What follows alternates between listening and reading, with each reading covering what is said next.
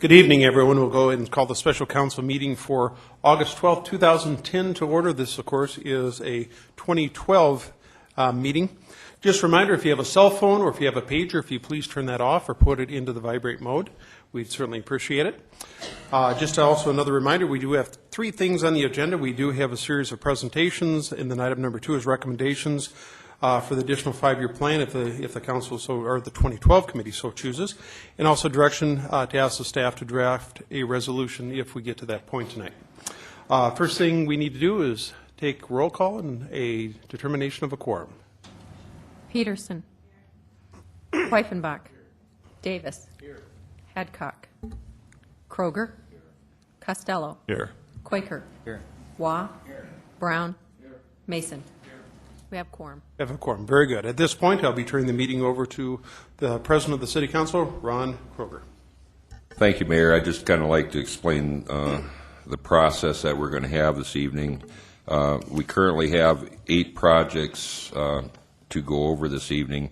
So the plan or the intent will be is we'll give each project 10 minutes to present their project to the committee, and then we'll give 10 minutes for the committee to ask questions. And after we've gone through all eight of these projects, I'm going to ask if there's any other projects that we need to discuss.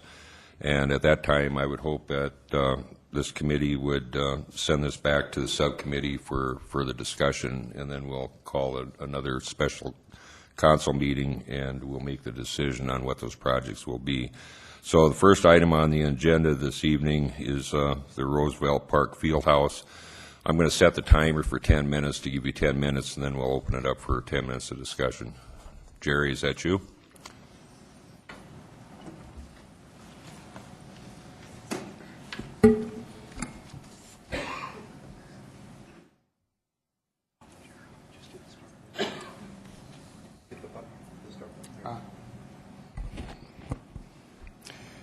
Thank you, Mr. President.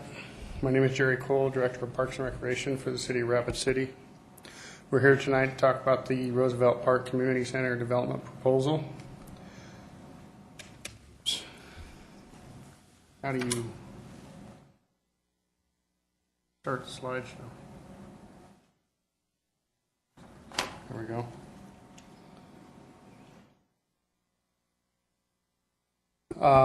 There's history in support of a recreation community center in Rapid City.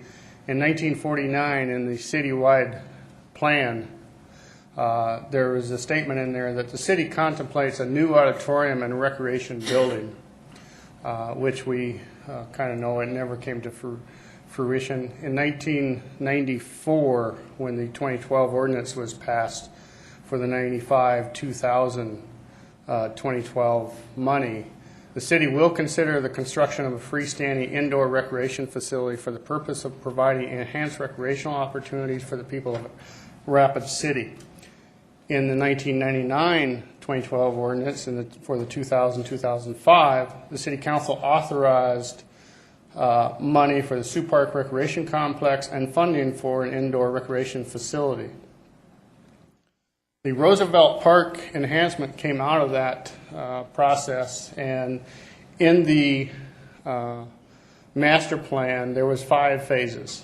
The Roosevelt Ice Arena, another sheet of ice, a recreational center building with gymnasiums, and a Roosevelt Park pool, and then an outdoor pool. The Roosevelt Ice Arena was built in 2000-2001, opened on Christmas Day. The cost was about $4.6 million, 35,000 square feet. It hosts about 75,000 people a year. The swim center was about 45,000 square feet, $8.3 million. It brings through its doors about 115,000 people a year. It has a flat water pool, a leisure pool. It has 2 racquetball courts, a multi-purpose room where yoga, aerobics, Pilates, taekwondo. We have contractors in there, plus we have our own instructors in there. The amazing thing about these 2 facilities, when they were built, it was contemplated that in the future other facilities would be built at this location. And so with that reasoning, they increased the footprint and the foundation of all of these facilities. The parking lot was overbuilt. Right now we use about half of the parking facilities for these 2 structures that are there, the ice arena and the swim center, because they knew at some point a new middle building would be built. The architect designed doors into the facility that is existing now. Right now they are windows, but they someday will become doors. The air ducts running from the building are ready to be connected to the next building. We have, in the swim center, we have an entire HVAC system that has never been used. It is sitting there waiting to be used for the next building because it was built with the intention of adding on. Our boiler system. We have 3 boilers in the swim center. Only 2 of them are needed for the swim center. We have 135% capacity. We have an extra boiler that is ready to be used for a new building next door. So what could that space become? Well, we hope that it would become a field house and a recreational area with gymnasiums, a large open area that would have a multi-purpose flooring or flooring that we could take out and use different sports for. Why a field house? Why a recreation center? Because we have an epidemic in this community and the nation, and we're trying to reverse the trends. We need more places for our after-school kids to play. We need more spaces for the winter months that last approximately 6 months for people to come in and play, and we need more gymnasium and indoor space for our sports teams and high schools to practice in. We hope to build an indoor playground where mom and dads and toddlers can come in and use the playground to play indoors for about 5 or 6 months out of the year when wintertime hits. We hope to add 2 new basketball courts to where we can increase our leagues and our open gymnasium times. We hope to put an indoor track into it to where our citizens can come in and they can walk when it's 10 below zero and 20-mile-an-hour winds outside. The field house would house leagues, sports, practice, tournaments, shows, parties. It would be a large open area with some type of flooring that we could either change out for different events or leave as a multi-purpose flooring for we could house all the events we needed. We could have parties in there. We could have multiple users, such as soccer practice on one side and Little League baseball practice on the other side. The schematic of a rough draft that we created, you could see an indoor soccer field and 2 basketball courts and multi-purposes rooms on the right side. The elevated aerial would be an indoor track that would be around the entire space. Our gymnasium numbers, the Parks and Recreation uses the West Side Gym and the South Gym for our leagues. Also, the community uses those gyms. We have control over those gymnasiums at 6 o'clock in the evening and on the weekends all the time. Our gymnasium numbers from the end of September to the end of April, you cannot find gymnasium space in this community unless you're doing Sunday morning, and that's about it. So we definitely need gymnasium space in this community. This is our recreational teams. We have 44 basketball teams that utilize our recreation program, and we can expand that if we had room. We have 261 volleyball teams with over 2,000 participants. We can expand that if we had room. We had flag football that generally plays outdoors, but we could bring it indoors and also program it in the field house. Our dodgeball teams. This just make up a small percentage of the programs that we run in the gymnasiums that we oversee now. We also have gym rentals, which amounted last year to 691 hours, or about 27,000 participants in those gyms that weren't our programs. We can increase the revenues, we can bring in new customers, we can create new programs and opportunities with this building.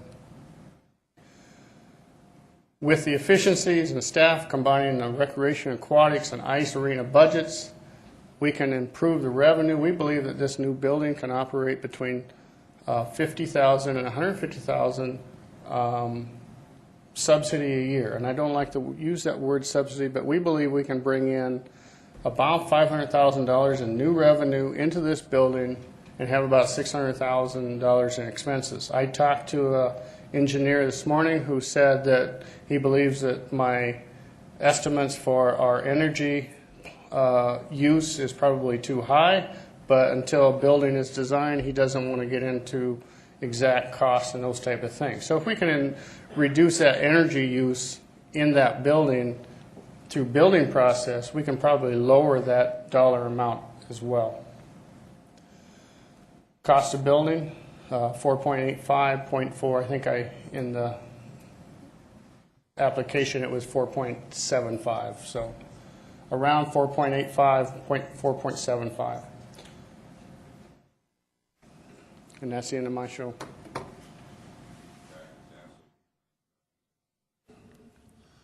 No. Questions for the council? We'll go to Ron Weifenbach. Thank you, Mr. Kroger. Mr. President, I would like to direct a question to Mr. Cole. Go ahead. Jerry, is there other options that, say, if we didn't decide to fund the whole $4.5 million, is there some give and take in that we could maybe still get the basic building with the field house in it? Or Jerry? Thank you, Mr. President. When the aquatic center was built, at that time there was a planned building on the south side that would house the gymnasium and other multi-purpose rooms and an indoor track. what we have done on this application was added the field house because it used to be a sheet of ice, and we don't need another sheet of ice in town right now. We could go back to that original, when swimming pool, that original plan, and just put gymnasiums in and the other multi-purpose rooms and locker rooms, and we could reduce that request from $4.875 million probably down to about $3 million. Thank you, Mr. President. Would that, how would that, do you know off the top of your head if that would affect the revenue, basically? It would lower the revenue cost, but it would also lower the expenditure costs as well. I don't have those figures tonight, but I mean, we could do a pro forma and come up pretty close to what it would be. Thank you. Further questions, Sam Quaker? Thank you. Do we know if all of these projects are linked online? Is there a reason why?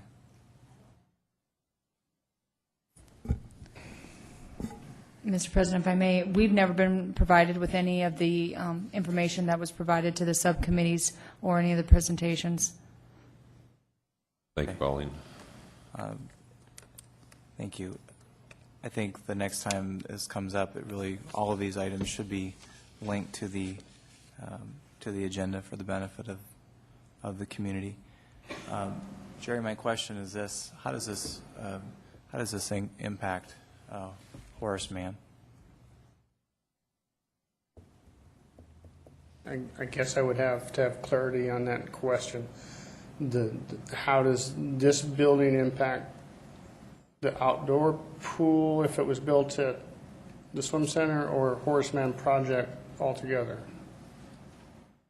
Well, I mean, my understanding is that Parks and Rec is pushing for, and tell me if I'm wrong, is pushing for the Horace Mann to be relocated or the 50-meter pool to be relocated to this area. Am I incorrect on that? Because that's certainly what, there's a lot of folks in North Rapid that think that, and so I want to try to understand what your goal is as a department for this area as it relates to Horace Mann. Okay, thank you. I do believe that the presentation we gave had Horace Mann 50-meter pool at the Horace Mann site and the leisure pool, a small, very small leisure pool at the same site. The council made that decision to split those two and put in a leisure pool at Horace Mann Park and the 50-meter pool at the swim center. There are some efficiencies because of the park size that it works better at the swim center. But I don't think Parks and Recreation ever came out as a proposal to do that split. So this doesn't include any part of that split, or does it? The request we're talking tonight does not include the Horace Mann money, no. Okay. That money was already approved, and this is not part of that. Okay, so, but that will be coming back through the process, right, in terms of, because since that last discussion, and I do believe that this is pertinent to this discussion because we're looking at putting more infrastructure down at Roosevelt, that since that last discussion, I've heard from a number of residents in North Rapid that disagreed with the decision to move the 50-meter pool. So did you not want to see just a leisure pool at the Horace Mann site and the 50-meter pool at the Roosevelt site? Am I misunderstanding what we're doing? Because it... Well, I sent an email out to the council explaining how you could build both of them up there, but you had to downsize the leisure pool. Otherwise, you had to take other elements out of that park. You could build the leisure pool, a full-size leisure pool like at Parkview at Horace Mann, but you cannot build the 50-meter pool. So the council would need to decide what avenue they wanted to take. Now, the ordinance that you passed was to build a 50-meter pool at Roosevelt and a leisure pool at Horace Mann, I do believe. Okay. And so in relation to the field house, the new pool would be located where? On the south side of the swim center now. Okay. And so you're, I was around for part of the debates years ago when they were talking about, I think it was in 2000 or 2002 when we did the round that built the swim center. And at that time, there wasn't a lot of discussion of what the subsidy would be. And it was right before I got on the council, and then the council that I joined inherited I think a $400,000 subsidy. So what you're saying is that the subsidy that we have now plus the new subsidy combined together will only be $100,000 to $150,000 subsidy with the addition of the field house. What I'm saying is that there would be a $100,000 subsidy for the new building only. This is not talking about the subsidy that we already have. Okay, so the current subsidy is still about $400,000. Yes. Okay. Great, thank you. Thanks, Sam. Right now, I don't see any other lights, but Jerry, I have a couple of questions here. When the subcommittee met, I think the discussion we had was, there was discussion that subsidy could possibly be around $500,000, and maybe, I don't know how we got to that number, but that was thrown out there. So you're pretty comfortable that you would not exceed basically that $100,000, or possibly it could be less? I'm pretty comfortable with that, and the reason is there's no new full-time FTEs needed for the new building. We'll need janitorial assistants, which we already have, but will just be an expanded building for the existing janitorial to clean. We will need some part-time seasonal people to help with that, and the recreation program coordinators are already on staff, so I think the only subsidy we'll need is that of the energy. Okay, another question I have is, of course, we have the discussion tonight of the field house. We got the Adult Social Resource Center we're going to be discussing. There's also the discussion of the 50-meter pool that potentially could go down to that area down there. So we have three big projects, and actually all three of them are basically saying that they're going to be traffic generators. And I know we have some excess parking down there today, but do any of these projects have anything into them that shows that they're going to be building some parking? Excuse me, they're going to be built as what? Do any of the projects, I mean, the dollar amount we have, are any of those projects providing any additional parking for down there? Do they have that money in their project for parking? No, sir, we should have. We use about half the parking now, so we should, which we put to about 190,000 people through both of those buildings, and we use about half the parking space now. And I don't think that generating another 150,000 people through those buildings, if they were built, the new ones were built, would have to generate more parking. Okay. You'd And have to then- walk further, but the Okay. parking is available. And then the last question I have, and it's kind of a minor one, but you talked about the boilers, and you said that there was three of them. Of course, we scrapped out one. We've never replaced that, so really technically we only have two boilers down there at this point in time. Is that correct? Actually, it was rebuilt. We have three boilers that are Okay, operational we do now. have three. Okay. Okay. Any other questions for the council? None? Thank you, Jerry. Yep, thank you. Next item on the agenda is the Adult Social Resources Center. Just give your name, Patrick, if you would, please. My name is Patrick O'Leary.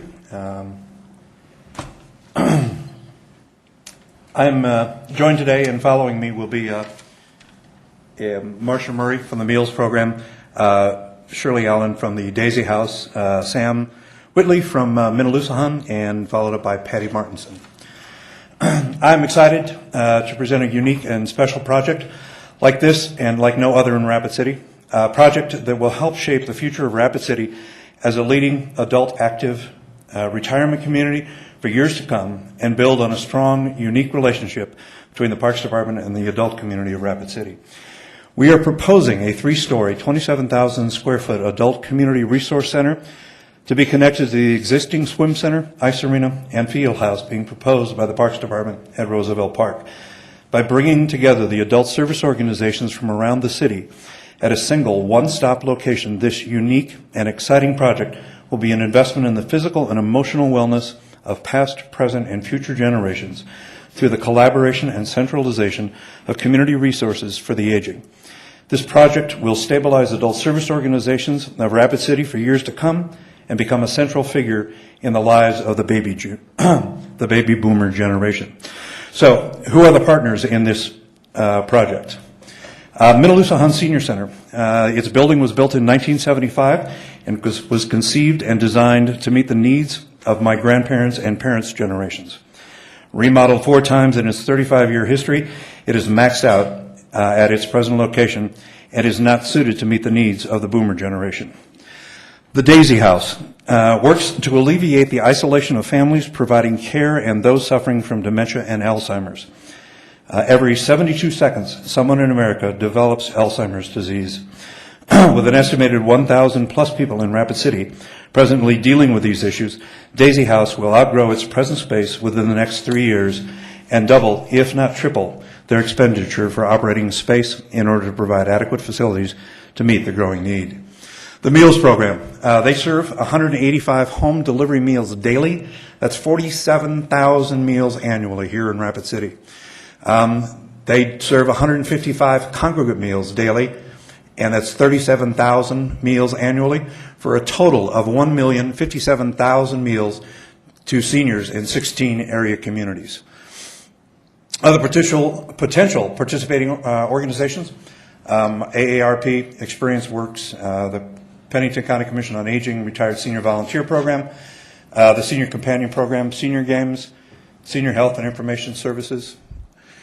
In August of 2007, the Consolidated Plan of 2008 to 2012 listed obstacles to the senior population or to Rapid and the senior centers as an aging population.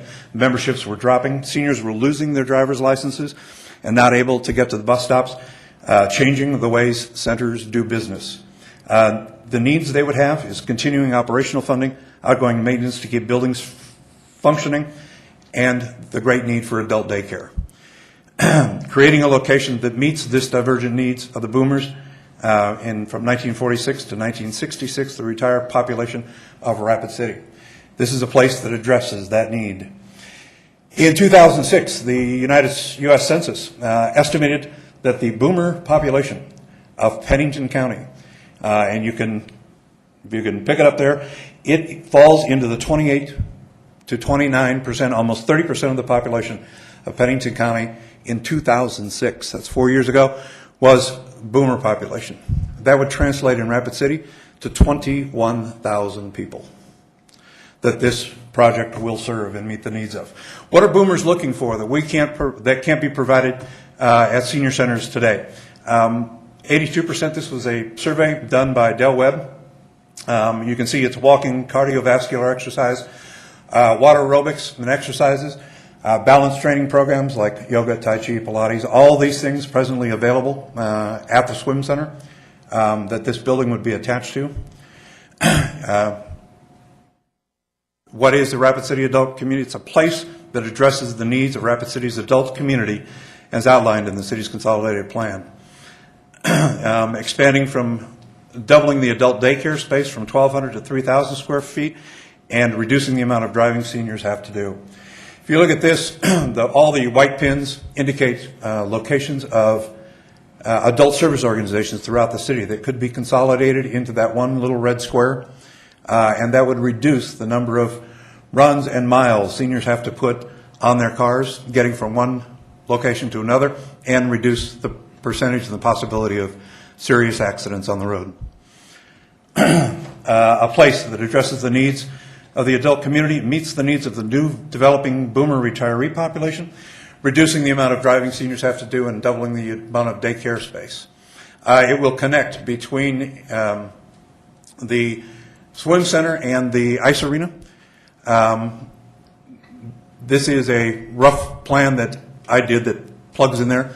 If you look at it, it holds everything that the senior center at Minnelusahan has at this point, plus adds office space for the meals program, allows seniors to play basketball.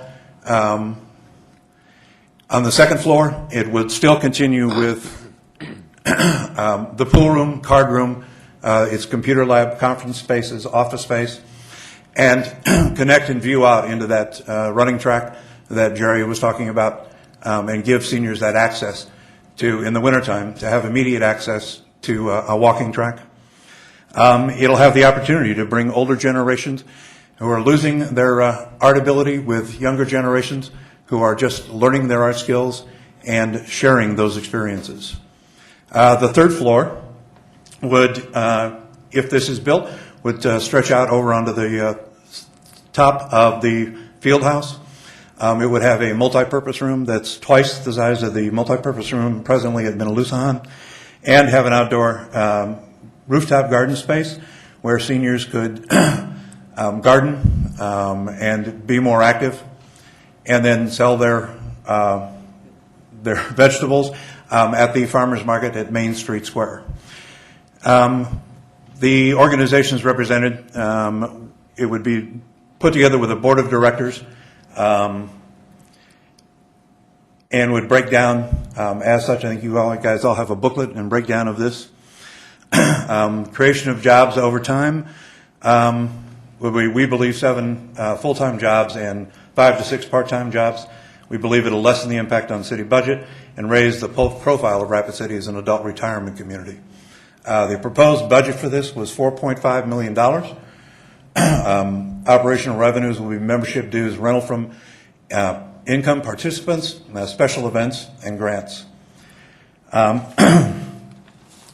In closing, I want to say that by providing an adequate space necessary to help and relieve the isolation growing number of families and individuals experience while caring for loved ones or personally going through the natural process of aging, by centralizing community resources for adults in a single location, providing a stabilizing environment where adult service nonprofits share maintenance and operating costs, by decreasing the amount of driving older seniors need to do and the number of stops city transportation needs to make, by creating a place where boomers continue their path to good health and long life expectancy, and by developing this all-in-one place where the young and old make memories together, where the right type of programming taps into the history, creates bonds, and subsequently benefits different generations throughout the community.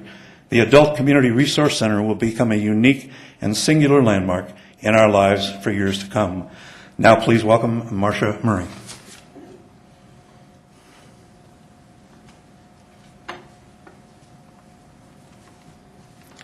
Our role in the community is to provide good nutrition to senior citizens so that we can keep them healthy and living in their homes for as long as possible. An adult activity center would provide our agency with the stability of affordable office space. We would be sharing expenses, operating costs, and resources with other organizations in the building. Currently, we transport meals to 9 different locations, including Daisy House and Minnelusahan. We would have 1 stop instead of 2. As senior center membership declines, so do the meals program participants. In the past 3 years, our dining sites have decreased 22% or 7% per year. The Center for Active Generations in Sioux Falls, the first full year that they were in operation, which is a similar center that we're proposing, their meal counts increased 59%. Currently, they're increasing about 2% a year. Continued reduction of meals puts a major strain on our budget. We have to raise more and more money every year. And we feel that something different needs to happen in order to draw baby boomers into our program. Thank you. Thank you. That's the 10 minutes. Questions from the council? Bonnie Peterson. Thank you, Mr. President. I guess I have a question for Mr. O'Leary and then probably one for Mr. Cole. That's Go okay. ahead. Okay.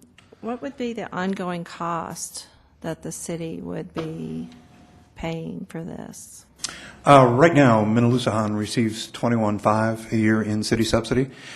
We believe that ongoing cost will not change because of the growth potential this facility provides. The Center for Active Generations in Sioux Falls was built in 1997. It opened in 97. When they opened that facility, they closed their old senior center, moved in there with 714 members. Within 3 years, they had increased their membership by 400% to 2,849 and have continued to grow year after year on an average of about 10%. We believe that growth will cover all the expenses incurred by this facility. Okay, great. And you may know, but Mr. Cole, if we spoke of this lower cost option for the field house, if we went that way with the lower cost option, would then that affect the adult center, or can they be built? That would be something, I don't know what Jerry's lower cost scenario was, so I am not qualified to address that. I guess the thing that I do know, if we went with a lower cost of the gymnasiums and the indoor track without the field house option, and this was also built, we would still be getting more users than we would without it. Which we would have set costs for the building, but we would have more users and potentially more revenue coming into the building, Okay. into our side of the building. Right, but would that second floor walking area still be included in that? Correct. Okay, thank you. And I guess I just want to say that I'm really in support of this. It's well documented in literature that these kind of activities for seniors are very important. It helps the entire family keep working, so they don't have to stay home with mom and dad, and also can keep the elderly citizens in their own homes for as long as possible. So I do think this is a very exciting program. Thank you. Thank you. Further comments? Go to Bill Waugh. Thank you, Mr. President. Just a few more questions for you, sir. Yes, Mr. Waugh. In your program donations and fees for 2010, you have $790,000. Could you just kind of give me a breakdown what makes up that $790,000? That is a combination, what we did in the budget that you guys are looking at, and that you're looking at, assuming the handout that was given. Those are the budgets of the three organizations combined together. So it's the memberships and activities fees from Minnelusahan, and then Marcia and Shirley could tell you what the other portions are made up of.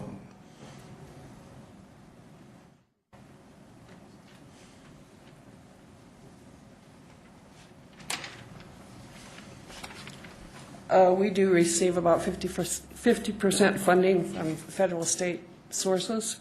We have donations from people that we serve, about $300,000. United Way, we do our fundraising and donations are about $235,000. But excuse me, that's a separate line. Your donations, under public support, you have your United Way, your fundraising, donation sponsorships. But I'm honing in on the $790,000 on program donations and fees. And I just wanted to know where you came up with $790,000, how you came to that number. Okay, our portion of that is 345,000, and that is from the people that we serve. Okay, okay. Our portion's about 210,000 at this point, Okay, but it so we're up increases. about 550, and where does the rest come from? The rest comes from Minaloosahan programs and activities and membership fees. Okay. And then down further, you have memberships of 12,000. Is that at the very bottom? Is that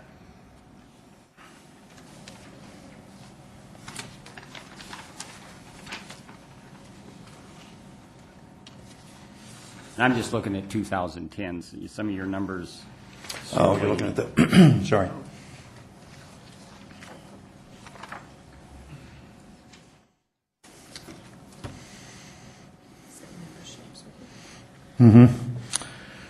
That's what you bring in so far. Yeah, I think that's what we're looking at bringing in memberships and increased memberships, if this were to start today. Up and above what you currently have at Correct. Minaloosahan. Okay. Correct.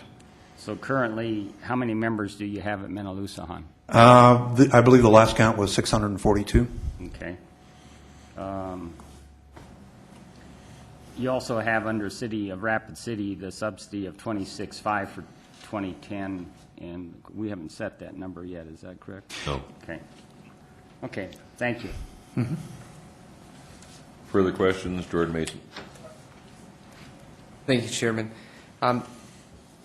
I appreciate you bringing this forward. It's an issue that I think needs to be addressed not only in our city but across the country. It's an issue that just based on age structure diagrams of our current population, I'm happy to see this issue being addressed. One of the things that I guess I am wondering about is what your projections are for the amount of people that you see or foresee using these facilities in the next 5 to 10 years. And I was wondering if there's been any projections done. We looked at, in talking with with Gerald, the president and CEO of Active Generations in Sioux Falls, and getting their numbers. They, as I mentioned earlier, they grew in those first 3 years by 400%. We sat down and looked at numbers of what we imagine and can best project what the operating costs of this facility would be. And given the status where these organizations are in their annual budgets presently, we believe that on an average of 17 to 20% growth a year, and that's very conservative if you use Sioux Falls as a model, that this facility can pay for itself. Thank you. The reason I ask is it's something that I guess looking at the current structures and the way our population is divided, I see this as an ongoing and growing issue that we will face for the next upcoming years, probably 5 to 10, and it's something that I guess I am looking ahead at what sort of cost and ongoing maintenance we'll need in this facility. Thank you. Thank you very much. Further questions, Dave Davis? Thank you, Mr. Chair. Just to clarify, this new facility, the idea behind it is to replace several facilities around town, such as the Minaloosahan Center and the Daisy House and such, around town, and putting them into one location, correct? Correct. Okay. What future use do you have in mind for those facilities that currently exist in other locations? Well, Minaloosahan is a city-owned building, so that would be the determination of the city and the city council to decide what they wanted to do with that space. Both Daisy House and the Meals Program are in the private market, the public market, I guess. They rent space right now and are in the open market. So this would bringing them into this facility would take them off that open market and the fluctuations the open market real estate can have, as we're all aware of. So, once again, to make sure that I understand that, the intent then is to turn the Minaloosahan Center back over to the city for the city to do with whatever they need, and for the city to take care of the ongoing expenses of that building for whatever purposes the city wants to use it for. Yes, I believe that would, unless you want to give me carte blanche to rent it out, I'll, My point being is that we would have an extended expense structure that we would have to. One other Yes. thing that in the ongoing look to this, you're looking to incorporate things into one place, obviously to centralize costs and the advantages that we all know comes into play with the economy of scale. Would you be looking at the future of incorporating the Canyon Lake Senior Center into that as well? I mean, wouldn't that fit into that same concept? that would be up to Canyon Lake. They were given a presentation of this meeting to two of their board members, and Patty Martinson, who was on the city council at that point, did meet with them and talk with them, and she can probably address that, where they stood on that. I never heard back from them. I don't believe anybody else did. Just looking at where the city funding was going if we were Exactly. splitting hairs here. Thank you. Mr. Whitley. Yes, thank you. Sam Whitley, Menalusahan Senior Center. Appreciate the support and the continued discussion of the project. Bear in mind, as just a thought, if the scope of the center, of this center expansion is greatly reduced in floor space, then the other activities that were projected to come into this floor space certainly will have to be considered what their needs are. For example, the Menalusahan floor space is somewhere between 12,000 and 15,000 square feet. If the facility that you end up with in reducing the scope of it would reduce the area that Menalusahan would have to work with, I'm sure that the board down there would not consider advantages of moving if they couldn't increase in space. The board of directors has approved this scope and fully supports it as it's projected here. So don't want to mislead you. We support the activity and so forth, and if the scope is addressed, I'm sure that the other places also, if it was cut down, would like to reevaluate their space also. Thank you. Thank you, Sam. We'll go to Ron Weifenbach. Thank you, Mr. President. I'm not sure that anybody had mentioned changing the floor space of the, so I'm not, I've been on the council 3 years, lived in Rapid City for probably almost 40 years. I'm included in some of the age group that you put up there, born in 62, so you can figure from there. One of the things that I've found since I've been on this council, or that I've seen, which particularly seems to be consistent,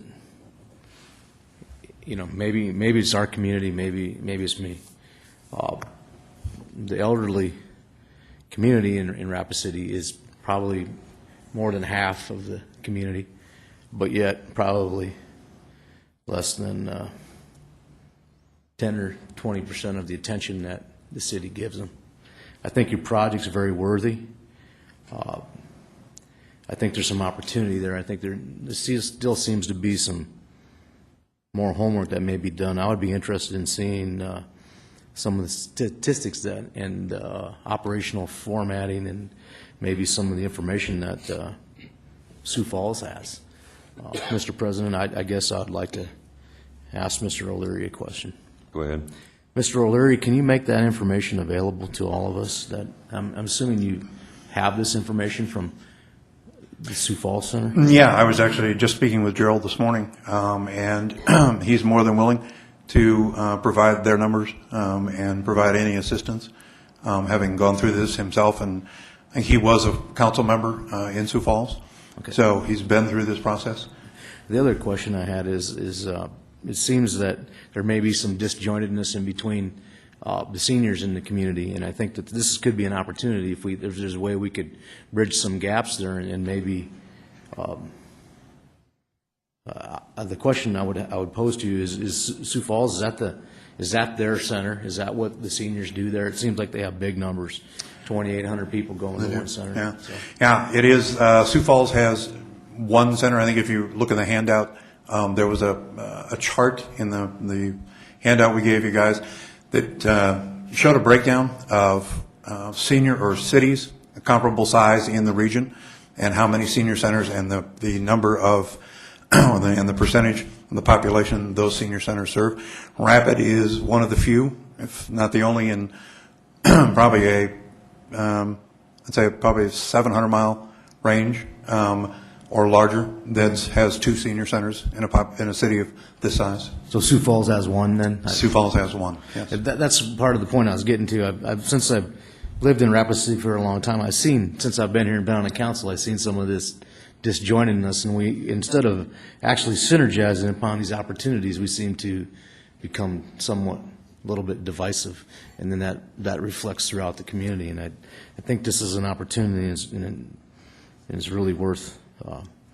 maybe come to some sort of consensus on for the future. I mean, there's a majority of the population probably so far in Rapid City is elderly, but yet you guys are the quiet majority, it seems like. I appreciate the work you've gone through to get to this point. Oh, thank you.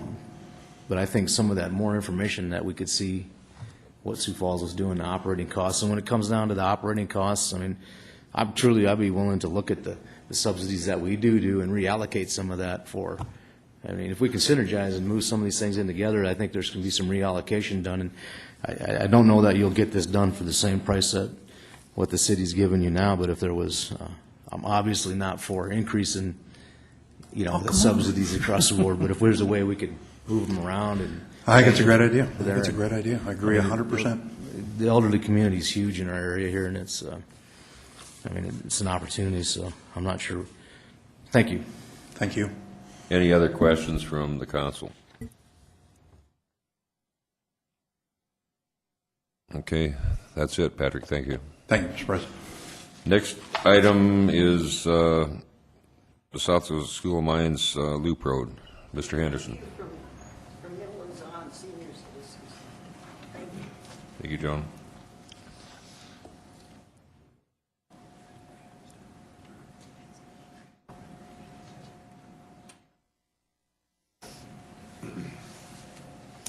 Well, thank you for the opportunity to be here again and describe our project to you. It's fairly simple and straightforward, so I won't take a lot of your time. I do want to recognize a couple of folks, at least from the School of Mines, that are here and would be here. Graham Garner in the back of the room is our VP of University Advancement, and he was at the subcommittee meeting in June. He's worked on this with me a little bit on the side, so I do appreciate his help there. And President Wharton wanted to be here tonight also.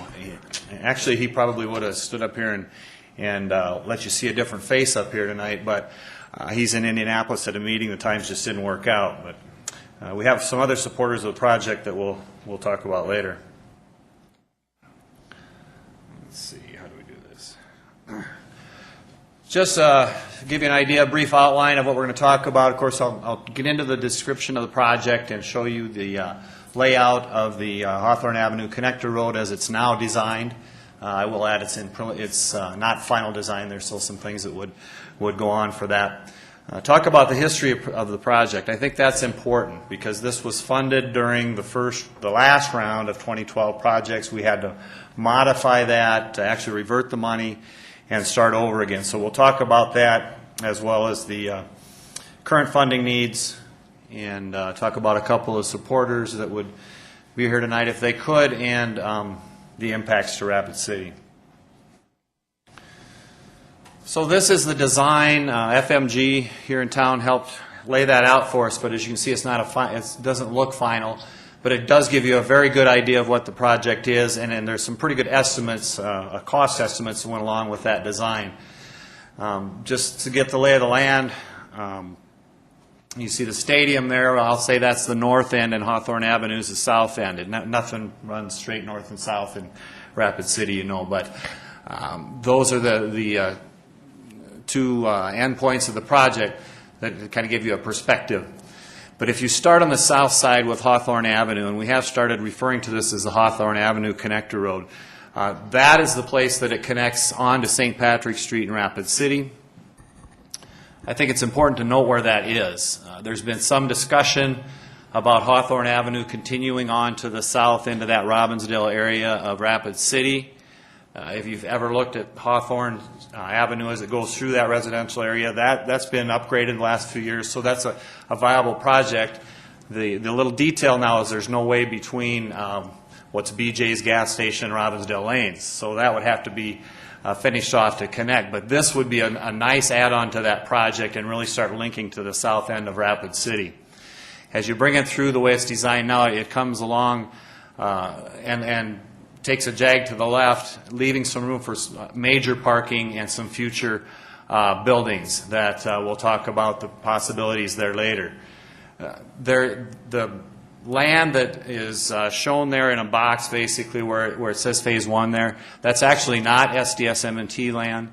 That's owned by some folks here in town. We've been talking to them about how to best connect that road, should it be built, to their land.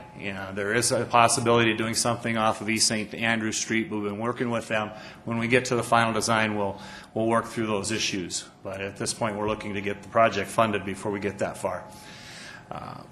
As you proceed to the north, we'll call it, and in the red there's some additional parking, and then a possibility to move off to the west. It would be in the green area for some more road and parking, and a road that would then loop around behind campus. 250 parking spaces in the yellow. Pretty important, and we'll talk about how that ties into O'Hara Stadium. But just if you visualize the parking spaces there with those existing parking spaces to the north of O'Hara Stadium, that's more than that's about a 50 to 60% increase in the parking that's currently available right next to the stadium. We would want that to be a major area for events, for the larger events at that community facility. You also see in the blue the possibility of 2 buildings that could go in there, 15,000 square foot footprint that would go up against that hill, and that's where that hillside begins to get steep. It goes up to what you would now see as the wind turbines. It's the area that we would be developing there is about 10 acres, 9.6 acres in the middle of Rapid City. You don't get those kind of opportunities very often, so we're really interested in making that a worthwhile project and to be able to help the economic development of Rapid City.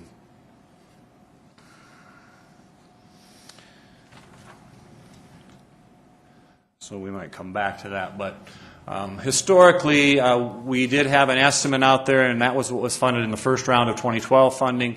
It was a $2.5 million project at that point. Was very preliminary in the designs, and we received $1.25 million from 2012 funds at that time. That left us $1.25 million to raise.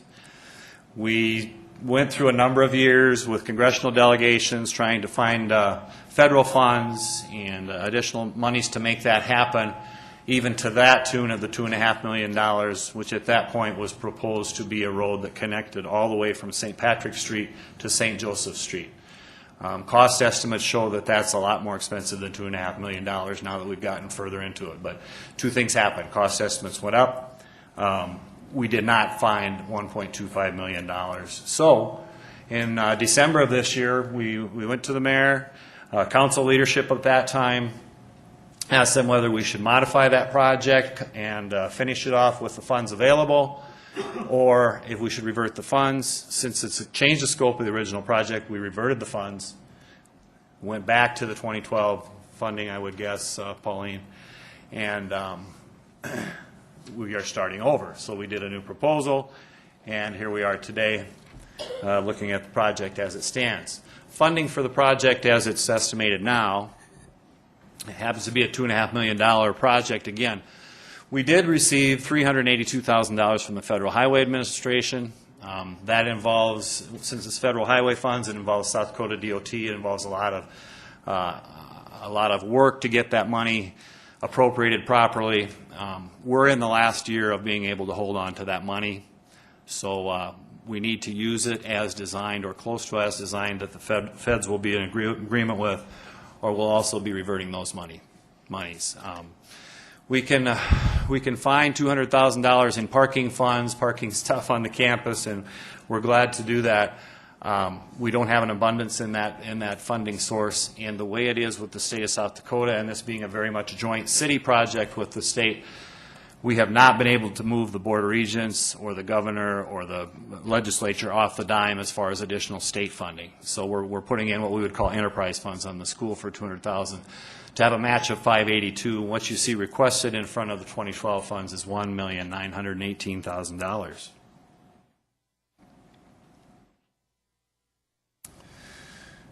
That's our congressional delegation. You've probably seen too many pictures of those guys lately. But it's worth noting, and Senator Thune was very instrumental in getting the federal funds for us. And he doesn't forget about us here in Rapid City. He asks what's happened with that money about every 3 to 6 months.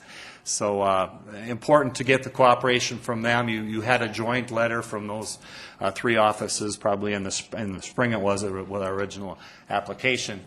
Darren Paulson was going to be here tonight. And if he was, he probably wouldn't have let me put that picture up there of him, because it does recognize what he's done, and especially for the state high school track meet. And that's a piece of that O'Hara Stadium part that I want to talk about. Darren was going to be here, and it turned out he had oral surgery this morning. He thought he was getting a tooth pulled, and it was way worse than that. His wife called me 3 times making sure we had what we needed and that he wasn't going to be here. So very considerate. But Darren is very instrumental in the state track meet. And we want to talk about that as one of the big things that happened at O'Hara Stadium. O'Hara Stadium is truly a community facility. It's used by the 2 major high schools, sometimes by other high schools, but it's the largest track facility, the largest football facility that we have. I think it's a conservative estimate to say that we have 50,000 spectators annually there, because when you think of a Central Stevens game, that's 8,000 people there. The state high school track meet, another 16,000. So big economic impact for the community. Also, the other things, those building sites we talked about, we really think those are prime candidates for research facilities, spin-off industries. We have things going with the Black Hills Business Development Center, such as the Caterpillar movement that's coming into town. They may need another facility. We're looking at a vision of $100 million in research at mines that leads into economic development. All of those things can happen if we can develop those 10 acres on campus, but in the middle of town.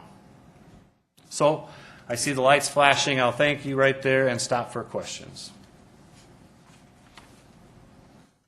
Thank you, Tim. Questions from the council? We'll go to Sam Quaker.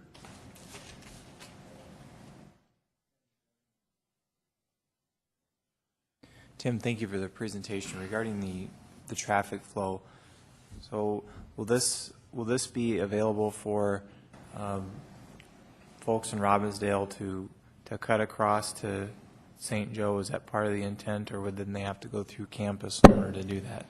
As it is now, we'd have to build that extra parking lot and road then around to the west side of campus. So it isn't going to connect. There's really no way to connect straight through. We had talked about building a road that's on the top ledge above the top ramp of the stadium. That's pretty spendy when you get up into that slope stability there. So it would not. As far as the stadium flow, though, when you have an event and everybody's trying to leave at once, if you use that parking lot that then would become on the south, you'd then have a road to southern Rapid City, whether you take St. Pat or a future Hawthorne Avenue road. There'd be a lot of advantages safety-wise to that. I also would add that, last year the city cooperated, and last time we had a state track meet, we were able to close down 2 lanes of St. Joe and stick some parking along the road just as a Band-Aid. We also had shuttles going to the fairgrounds. Those things kind of make it work. Darren would tell you that the South Dakota High School Activities Association is interested in having the state track meet out here every other year, but not under the current circumstances. Current circumstances that we get it every 3rd year. So on a day-to-day basis, you would encourage or discourage people from turning from St. Pat into that new street and trying to get to St. Joe or Kansas City? I don't think there would be a... Tim, could you put that map back up again? Could you do that? I can try, maybe.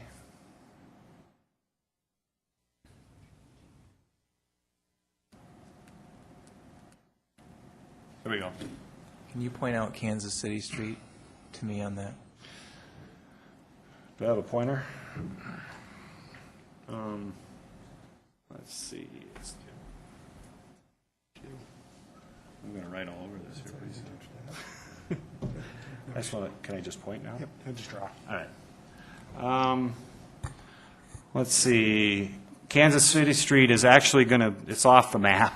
It's going to swing around where this parking lot connects. It goes behind the new Paleo building, and Kansas City Street ends up to be like right down in here after we get around to the south, around the south edge of the campus. We have to build those parking lots. We've got to start there in the proposed project, depending on how final plans and bids would come through. But you know, we can't guarantee that we get all that done with the $2.5 million at this time. Campus parking funds or other funds could help that. That's probably, to get off campus there, is probably more like 200 yards instead of what you have there is 900 to 1,000 feet. Excuse me. So the reality is, Tim, is it probably wouldn't make a lot of sense right now for people just to use that as a cut across, but you wouldn't discourage them from using it if they wanted to. Well, we certainly would. No matter what you do as a cut across, you know, there's not a really good route without going through the heart of the campus, which would cause a lot of pedestrian problems in there and take you out through between just to the west of the physical plant and the east of the new chem building. That's a tight area and probably wouldn't make a lot of sense. The other thought, as I mentioned before, if you see this is the third ramp of the parking of the ramps above the stadium. The other design is to bring it back around this way and hook up with that intersection. And that's one that can be done, but at a lot greater cost because of the slopes up there. Neither of those are direct, none of the three. One final question. Alderman Weifenbach and others had brought forward what I think was a good idea a few years ago to extend, you know, to keep going with Hawthorne between the bowling alley there and BJ's. Is that possible to add that on as a bid item to this as an optional and see what that comes back as, or do we know that would do we know what that would cost, Ron? Do you remember?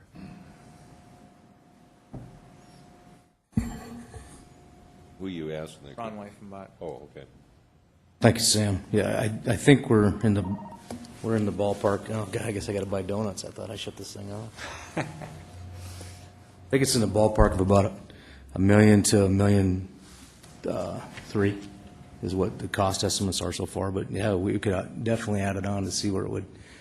Those people back in that back area are pretty much landlocked, and they have been for 30, 40 years now. So.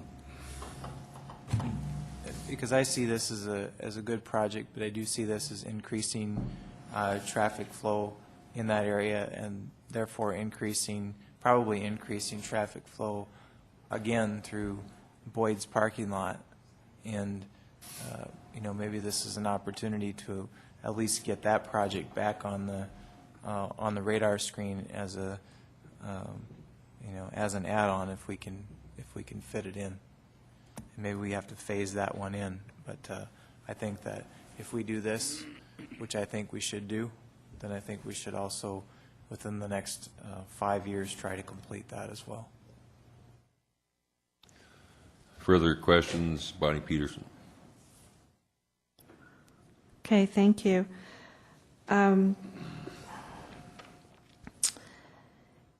If we weren't able to fund the entire project, would, do you have a plan B, I guess, of what could be done that would still be helpful to you? Probably lost your drawing there. Well, I did, but I don't know that they're important. Maybe I could take my artwork off there. Don't really have a plan B. I mean, we have to finalize the plans as we have. We want to get, you know, as much done as we can. If you get too far away from connecting to, you know, if you don't connect to Hawthorne Avenue, just doing the parking, for instance, probably isn't a real good idea. You could conceivably do the parking into the stadium and allow yourself to have a lot, but if you have that lot up there, you got to be able to get off the property to exit off the campus. So, don't have a, you know, answer is I don't have a firm plan B at this point. Okay, when I first read about this project, I wasn't all that enthused about it. I had a lot more questions about it, but since then I have read that you have potential to get millions and millions of dollars in grants and therefore improve the economy here in Rapid City. So I'm more intrigued than I was. But thanks for bringing it back. Further comments, George Mason. Thank you, Mr. Chairman. I actually have a question as to whether or not I should abstain, and I would like to direct that to our city attorney. Mr. Shad, I receive scholarship monies in excess of $1,000 from the John T. Vukurovich Foundation, which is directed then through the South Dakota School of Mines Foundation, and that is applied per year while I'm going to school, so I'd like to know whether there would be a direct pecuniary interest, whether I should abstain. Mike, go ahead. Thank you, Mr. President. Having briefly considered this prior to the question being asked, and I've had some time to reflect on it, I believe that you should abstain, given the financial gain that you get from the foundation through the school. So yes, I believe you should. Thank you. Then I will be abstaining. Thanks, Jared. I don't think we'll be voting on this item tonight, but Tim, I have a couple questions here on the 1.25 million that was approved in a previous 2012. What was that project? That total project was a road all the way across, was it? That was the road all the way across, above the ramps like we talked about. And the estimates were based on the information we had at that time. But the 2.5 million, we received 1.25 of that, yeah. Okay, so your map and stuff is gone, but the project is basically 2.5, but now instead of a road going all the way through to St. Pat Street, it's going to end up and stop basically at the parking lot. Is that correct? There's the map again. Well, it would go a little bit closer in the parking lot, but basically it's going to get you to the top of the stadium. And then I guess another question, is there a phase 2 to this project where you plan to complete that road all the way to St. Pat Street? St. Joe, I'm sorry. There surely could be, whether that be the old route that we had proposed 6 years ago above the way, or coming around on the west side. I would think more likely to come around on the west side and hook up with Kansas City Street. As you know, Kansas City Street is going to be a larger and larger, I think, area as we develop that part of Rapid City as well. Okay, thank you. Further comments, Bonnie Peterson? I'm just seeking clarification. You're asking for 1.918 million, is that correct? Not the 2.5? That's right. We have 382,000 from the federal government and then the 200,000 from parking. Thank you very much. Any other questions on this project? Being none, thank you, Tim. Thank you. Hold on. Mr. Davis. Thank you, Mr. Chair. I guess this is a question for Pauline and Tim, also for you. The total of the project now is 2.5 million. Okay, so it's 2.5, and you've got roughly 300,000. We've got 582, 382 from the feds and another 200,000 from parking. That brings it down to 1.918. Do we still have 1.25 set aside from the round 3 money? Pauline. Thank you, Mr. President. When I put together the projections for the 2012 committees, I had already taken into account the $1 million that they reverted back to the city. So that amount has already been deducted and has been included in the calculation of the $32.6 million that you have to allocate for this round. Okay. Thank you. Anything else, Dave? Okay. Any other questions? That's it. Thank you, Tim. Thank you. Next item is going to be the Skyline Wilderness Park.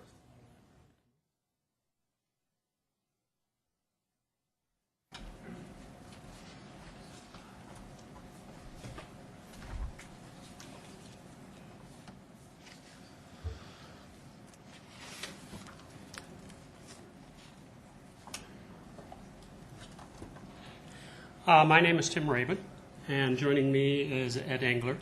I represent the Black Hills Running Club.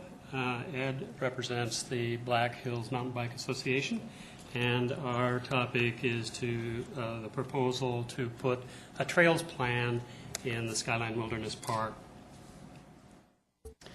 The city has this 150-acre unique park that straddles Skyline Drive, which is convenient to most citizens and visitors to Rapid City, but access is limited by a random maze of unmarked natural trails that are difficult to follow.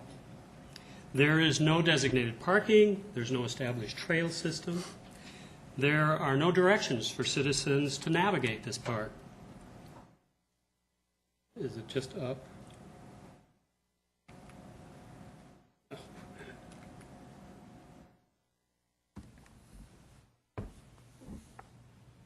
And what I have up there now, you can see, is the outline of the park itself. This park was acquired by the city in 2007, and so the red outlines the boundaries of the 150 acres.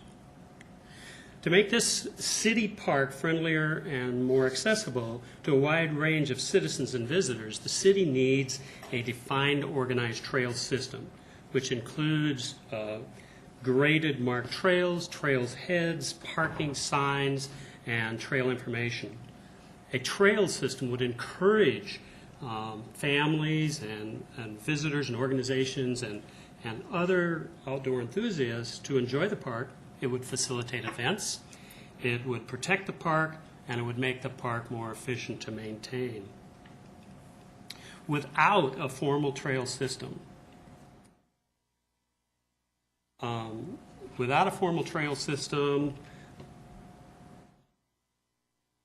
we're going to have random trails up there which are confusing. They cause erosion problems. They cross private land today. They're not sustainable, and they're difficult to maintain. This would be an example of the kind of trail that is difficult to follow and would also be difficult to maintain. The city has a formal plan to develop a trails plan in the city-owned Skyline Wilderness Park, and our proposal is to implement that plan.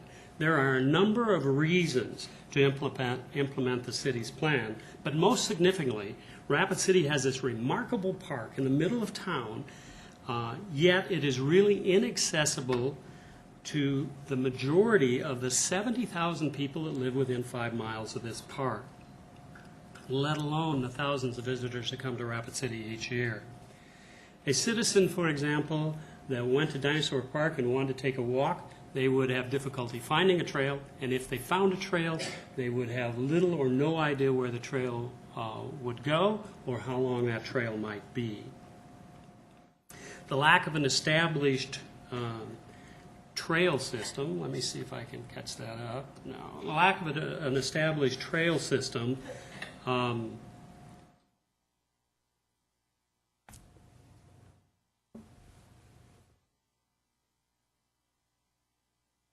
really means today that we have misuse and abuse in that park.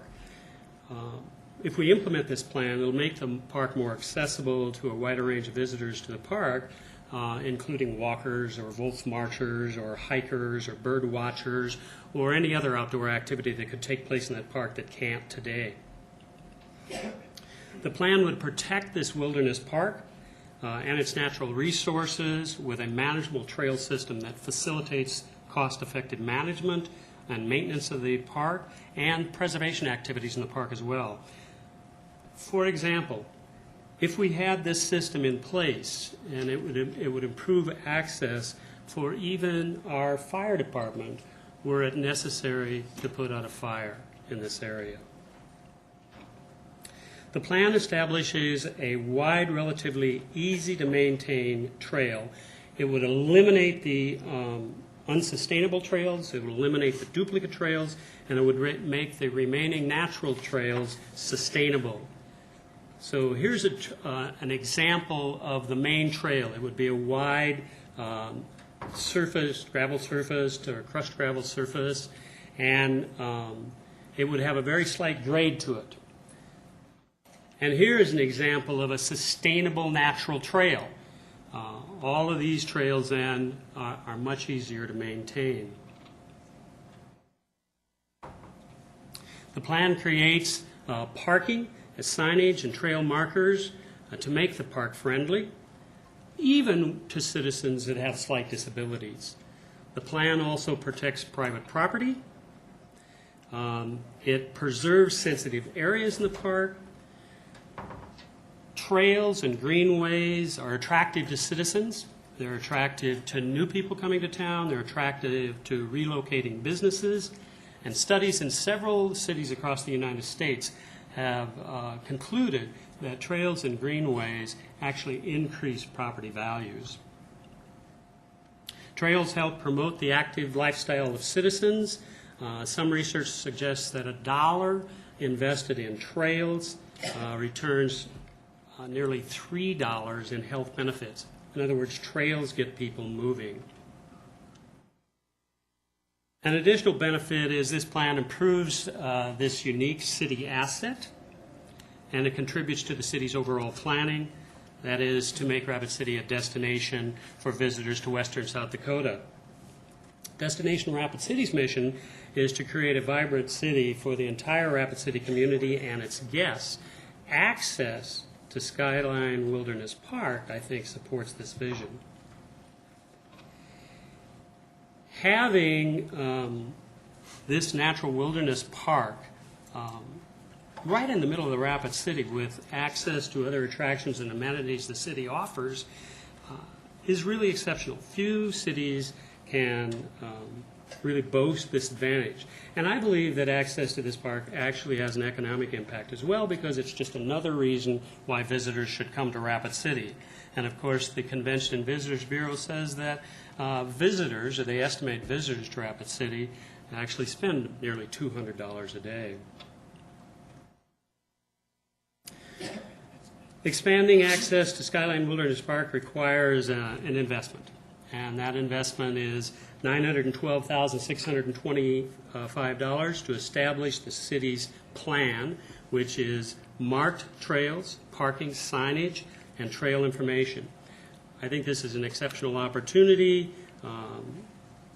to make this kind of investment that actually benefits all of the citizens of Rapid City and their guests as well. So accordingly, we would ask you to support our request to implement the city's trails plan for Skyline Wilderness Park. Any questions? We'll go to Sam Quaker. Thank you. Thank you for the presentation. Does this involve, this proposal involve any property acquisition? It does not. Thank you. Further questions, Bonnie Peterson. Okay, thank you. Yes, thanks for bringing this forward. Do you have a plan B if we couldn't give you all of the money, but we could give you some money? What that might be? In the packets that you have sort of a blown up copy of the details of how that money would be allocated. And you see a large part of it is whether or not you put in parking. A good amount of that money goes to that. Trail system itself is sort of scalable, right? It is scalable, that's correct. Okay. And so what scalable means is that this proposal would plan for approximately 10 miles of trail. If you didn't have the funding available, you have to cut down the number of trails. Okay, so then if we weren't able to fund the entire amount, then some amount you would find of benefit, or? It's a difficult question to ask and answer, and this is the reason. There is a very good case that parking is integral to providing access for citizens. They have to have a place to put their car before they trail. And then you have to define these trails. You actually have to lay out a trails map with distances and markers that allows people to understand the difficulty of a trail, how far that trail is, and where that trail goes. from our point of view, it's hard to say, well, yes, we could do the trails, but no parking, because then you still are left with very difficult access to that city park. Or we'll fund the parking, but we won't fund the trail, and then we're still left with the private property issues, the preservation issues, access if we need to get into that park for things like firefighting, those kinds of things. So it is difficult to say specifically, yes, we could do with a lot less. My preference would be to make this park accessible for the citizens of Rapid City, which it is not today. Okay, thank you. Further comments, Bill Waugh. Thank you, Mr. President. It's my understanding that these trails would be for both bicycles and pedestrians? Correct. How would you designate, you know, how it is on our bike paths and sidewalks in Rapid City now, how would you designate where the bicycles go and where the people go? I mean, you see where I'm going to. I mean, I see exactly where you're going. As with the walk along the creek today, it is accommodating multiple users. We would see that would be the same issue at Skyline Wilderness Park. But we would have different grades up there where you would have probably, you know, I've seen people mountain bike and ride their bikes, and they can go faster than my car can go. And I'm just wondering if we're going to be creating a very unsafe condition up there by having bicycles and people walking. You were talking about having people in wheelchairs, and I'm just picturing what could happen on one of these trails. I think what I said is that the trail system, particularly the main trail system, would accommodate even people with disabilities. I'm not sure that they would accommodate a wheelchair. Okay. Bicycles coexist today. They do, and the trail system is, excuse me, designed in a loop system. The loops have varying degrees for different abilities. That core, that main center loop, the wider trail that was on the example, is something that is more geared towards pedestrians and people with slight disabilities. The other trails, as they get onto the higher contours, are for more for the higher degrees or abilities, and that goes for runners, hikers, cyclists. As far as the conflict goes, the way the trails are contoured, it is always in the best interest of the trail designer to try to not have these conflict areas. And so it is something that's built into the plan, safety. It's huge. Intersections and sections of lengthy downhill where, like you suggested, the cyclists can gain a lot of speed. They always maintain a good line of sight so that the encounters have time to adjust their speeds and make it a nice, comfortable passing. Okay, thank you for the information. Further questions, we'll go to Gary Brown. Thank you, Mr. President. Thank you for your presentation here tonight. Just one question, please. You keep mentioning maintenance and that. Would this maintenance be a total city expense, or will your organizations be willing to do in-kind / monies for the continual upkeep? Maintenance is in the presentation the city spends today. And it is our belief that a sustainable trail system actually costs less to maintain. So certainly no more dollars would be sent by the city to maintain the park with a trail system, and in all likelihood it'll spend less. So the city. Right. All right. Thank you. Thank you, guys. Further questions, Ron Weifenbach. Thank you, Mr. President. This may be a comment, may lead to a question, but I think I was involved in part of the process of the Skyline Wilderness Park, and part of the reasoning for doing the Wilderness Park was to keep it pristine. Basically limited from a lot of what you guys are proposing today, somewhat. That's some of the concerns I have with extra parking lots, extra trailheads, extra trails itself, signage, those types of things. I'm not sure how that would fit into the complete beginning mission of the Wilderness Park in itself, how it was originally transpired,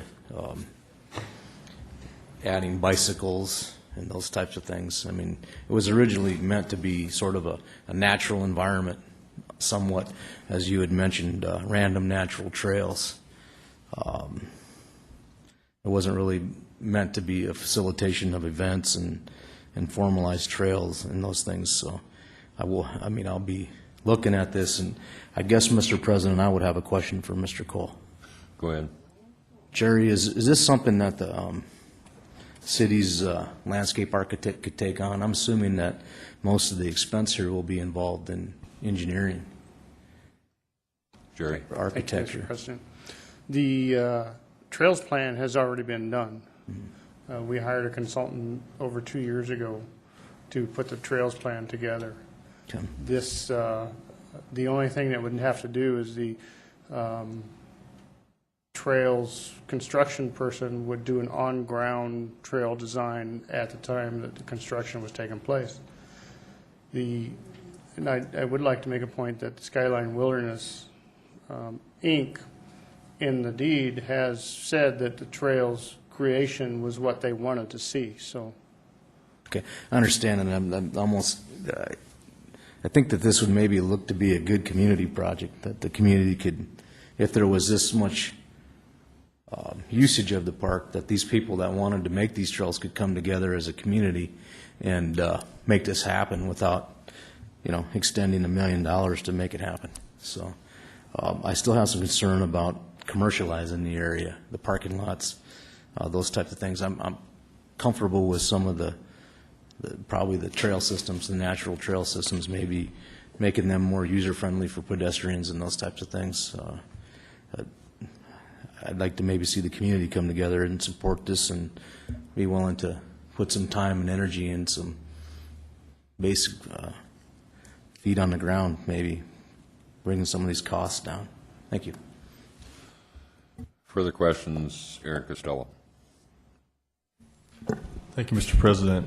I'm glad we heard both sides of this. I mean, Ron, you were involved with the formation of Skyline Wilderness, and I've only been involved in the use of it. But I do know that through speaking of some of the people who had the vision originally, their sentiments echo exactly what Jerry said, which is a trail system. And being one who uses those trails for both running and biking, as Mr. Raymond mentioned, it is just a confusing network, even for someone who I like to think of myself as familiar, but I get confused easily up there. And I think one thing that this really comes down to is managed use. If we don't manage the use of this area, it will continue to be this mishmash of trails. Erosion will be an issue, and the enjoyment, the possibility of enjoyment, is not there. When you visit any wilderness area in the United States, it's not an area that they just let people run rampant on. There's managed use, and that in and of itself is the preservation aspect, I believe.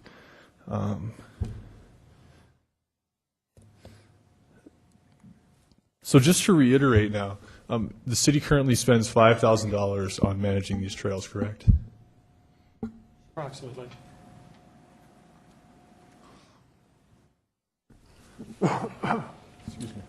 We spend generally between $4,000 or $5,000. In fact, we just spent over $2,000 a day for some cleanup in Skyline Drive. So Okay, yes. and Jerry, is that just Skyline Drive, or does that include Hanson Larson? No, that is just Skyline Drive. To me, watching this progress, I see Skyline Drive being what Hanson Larson was 10 years ago. So, Jerry, another question for you, if I may. How much money is spent on maintenance at Hanson Larson right now per year? Is there a budget for that? Hanson Larson is a private park. It is not a city park. So the city so does it's not. all private funded. Mm-hmm. We have property that butts up against Hanson Larson, and maybe $400, $500, $600 is spent on our portion of the south side. But most of that's Hanson Larson private money. Okay, thank you. I'm going to yield to the floor in just a moment, but I'm going to conclude with the fact that I really see this trail system as being an extension of Hanson Larson, being a great opportunity for economic development in our city. I mean, the ability to ride a mountain bike in the middle of the city or go for a trail run in the middle of the city is really hard to come by, especially in South Dakota. The question that Alderman Waugh had about safety is a valid one, and it's well versed in the outdoors community of who you yield to. Bicyclists yield to pedestrians and horses. Pedestrians yield to horses. Horses pretty much get to go because they're a big animal and you don't want to mess with them. And one place where this really rings true, minus the horses, is Colorado. You go to Jefferson County, just in the foothills from Denver, and they have a fantastic trail system used by hundreds and hundreds of people. And you have cyclists, you have hikers, you have people, families walking their dogs. And in my hundreds of hours spent on those trails, I've never seen nor heard of an accident, all because the users are aware of their environment and conduct themselves accordingly. So I yield. Further questions? George Mason. Thank you. Well, thinking about the safety, I'm also looking at the cost of some of these trails, and I guess I'm curious, what type of trails are you proposing here? I mean, I guess I'm wondering what sort of materials are being used, and just if you could give me a rough kind of visual picture here of what we're looking at, I'd appreciate it. Can we get it back to the presentation? We can sort of show you that? Yeah, if I guess I'd like to look at that one more time. By definition, the sustainable trails use mostly on-site materials, so nothing is typically imported into the environment, and there are varying degrees of widths and styles of trail. This example here would be a trail that exists here today that has been redeveloped to sustainable. So they create a trail surface that allows water to run off. Instead of causing erosion, it fans out over the whole trail, if you understand what I mean. And trails exist in the Black Hills that have been there for 100 years that continue to be there because they were designed that way. That is not the case currently at Skyline Drive, Skyline Wilderness, but that would be the intent. Now, the previous one that you see there, this is just to try to illustrate what it would look like, but it would have like a crushed gravel surface. A crushed gravel surface, and it would be designed really for, that's where your people with slight disabilities could walk, and that's where families could walk, and those kinds of things on those wider trails. So that's the materials that would be used on those trails. I appreciate it. I guess I'm wondering, take for example the Petrified Forest Floorman Trail at $55,500. I guess I'm just curious, is the major cost in that the engineering, or is it the actual gorging out of the trail? I mean, what is the major cost for that? It's a combination of the terrain and how the trail is built. When you start putting people on the ground and it has to be, the majority of the trail has to be carved out by hand, the linear foot cost increases. That section there is very steep topography. I believe some of that hand-built section is to help preserve some of the petrified areas and to guide the users, where you want them to go through that section. It's an engineering increase. And it is part of that main trail system, so it is going to be a wider, larger trail than what's existing there today. Okay. Well, I appreciate that. I just was looking for a little more clarification on exactly what we were talking about. Thank you. Are there any other questions on this project? If not, that's it. Thank you. Thank you. Next project will be Black Hills Vision. Mr. Derby.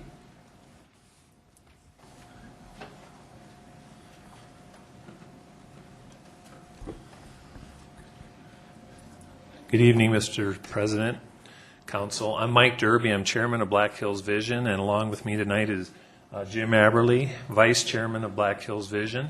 I always like to start out with a thank you. First of all, Rapid City did invest in Black Hills Vision 6 years ago with a $375,000 commitment from the general fund, and that was $75,000 a year for 5 years. And as you know, our request is for $100,000 per year for the next 5 years for a total of $500,000. But always want to say thank you. Those of you that were here the last go around, thank you very much. What is Black Hills Vision's mission? To invest in the development of job creation and an opportunity environment for economic development for the Black Hills region. I'd like to put up a definition of economic development. Economic development is the increase in the amount of people in a nation's population with sustained growth from a simple, low-income economy to a modern, high-income economy. Its scope includes the process and policies by which a nation improves the economic, political, and social well-being of its people. And that's what Black Hills Vision is all about, job creation and economic development, which is where by your ordinance 25% of the dollars are to be spent for economic development. We do understand, of course, with a 2/3 vote, you can reallocate those dollars, but that's the intent of the ordinance. This Mayor Hanks quote, we need to go back to the basics of 2012. We need to prioritize those projects that will provide the biggest bang for the buck, and just as important, what we can do that will help create jobs. That's Black Hills Vision. Back in July of 2003, Black Hills Vision was launched as a $3 million campaign by the Rapid City Economic Development Foundation, Black Hills Community Economic Development, and the Rapid City Area Chamber of Commerce. They had the vision to put this together and set the campaign goal. Took us about a year to raise $3 million, and it was through this alliance of private and public sectors working together for a brighter future, with over 115 investors, including 7 cities, 4 counties, the state of South Dakota, Governor Rounds, 80 Black Hills business leaders, 9 economic development and chamber organizations, 9 financial institutions, and 6 utilities. That is our strength, a public-private partnership. The allocation for those funds 7 years ago, which is hard to believe, was $300,000 that went to the Ellsworth Task Force, $500,000 to the Air Service Task Force, $500,000 to the Business Incubator, managed by the Rapid City Economic Development Foundation, the Technology Corridor component, which is to support the Deep Underground Science and Engineering Lab, and an affordable housing component of $300,000. I'm going to go through each of those quickly because I think it's important to give you some history and the track record of Black Hills Vision. Air Service Task Force was already in place, and we provided those fundings. Over the time period that we funded the Air Service Task Force, air traffic at Rapid City Regional Airport grew almost 20% during that time period and increased their service with a number of new airlines. They were able to take our $500,000, and the theme of Black Hills Vision is to leverage, and they took that $500,000 and leveraged that to over $4 million to help increase travel through Rapid City Regional Airport. Affordable workforce housing component was probably the most difficult project we encountered, and we finally came upon, with the help of the creation of the Dakota Land Trust, to create permanent affordable housing within the communities of the Black Hills. We've provided $300,000 in seed money, which was then matched, leveraged by South Dakota Housing, and then was again matched. And these projects include Southern Hills, Spearfish, and Deadwood, where they, I won't go into how they create the permanently affordable housing, but it has to do with utilizing free and greatly reduced land and then providing a contract between the buyer that in the future, if they ever sell the house, it's at a below market rate. And then the next family can participate in that. So we're very proud of that. The Black Hills Business Development Center on the South Dakota School of Mines and Technology campus is a 40,000 square foot facility with 30,000 square feet of startup and research space, 10,000 square feet of administrative space for a one-stop shop for small businesses. Black Hills Vision provided $100,000 a year for operating and maintenance of that facility, and we're pleased to say at this time that that facility is self-sustaining. Ellsworth Task Force. I've been a member of the Ellsworth Task Force since 1995.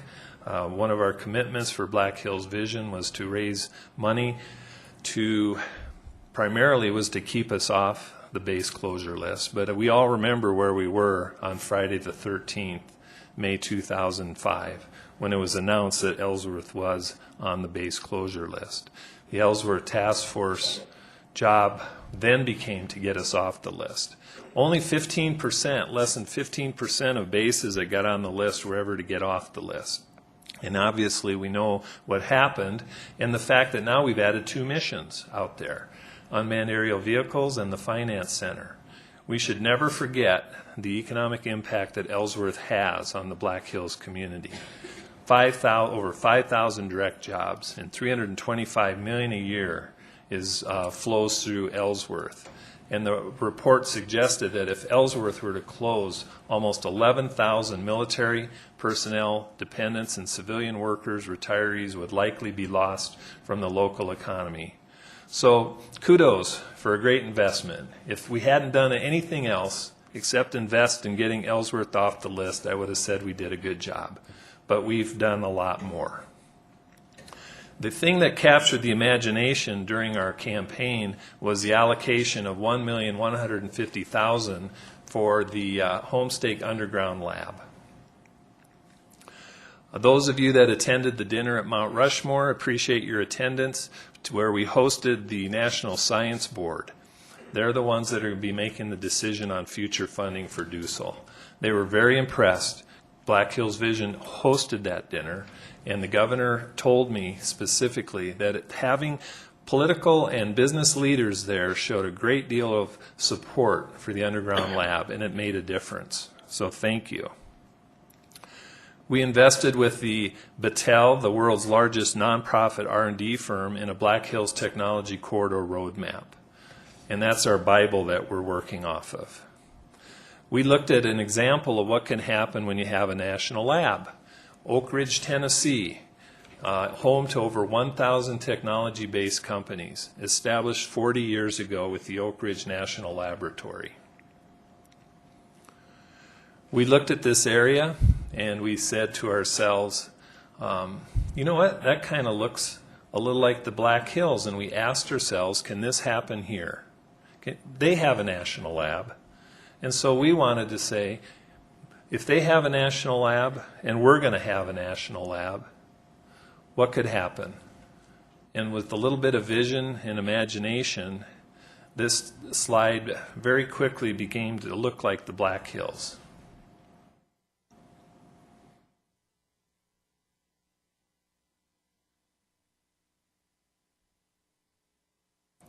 This single slide helped us raise the final $2 million for Black Hills Vision, this concept, and with the support of Governor Rounds. You know what? It's going to take 20, 30, 40 years. It's going to take a lifetime to do this, but it's like planting a tree. You got to start yesterday. The strength of Black Hills Vision is it's what's called a GUI partnership, government, university, and industry, working together for a brighter future. Black Hills Vision is asked many times to do endorsement letters for various projects, and we're glad to do that, and we can move quickly. For example, when we were asked to provide a letter to the Secretary of the Air Force for the unmanned aerial vehicles, we did that.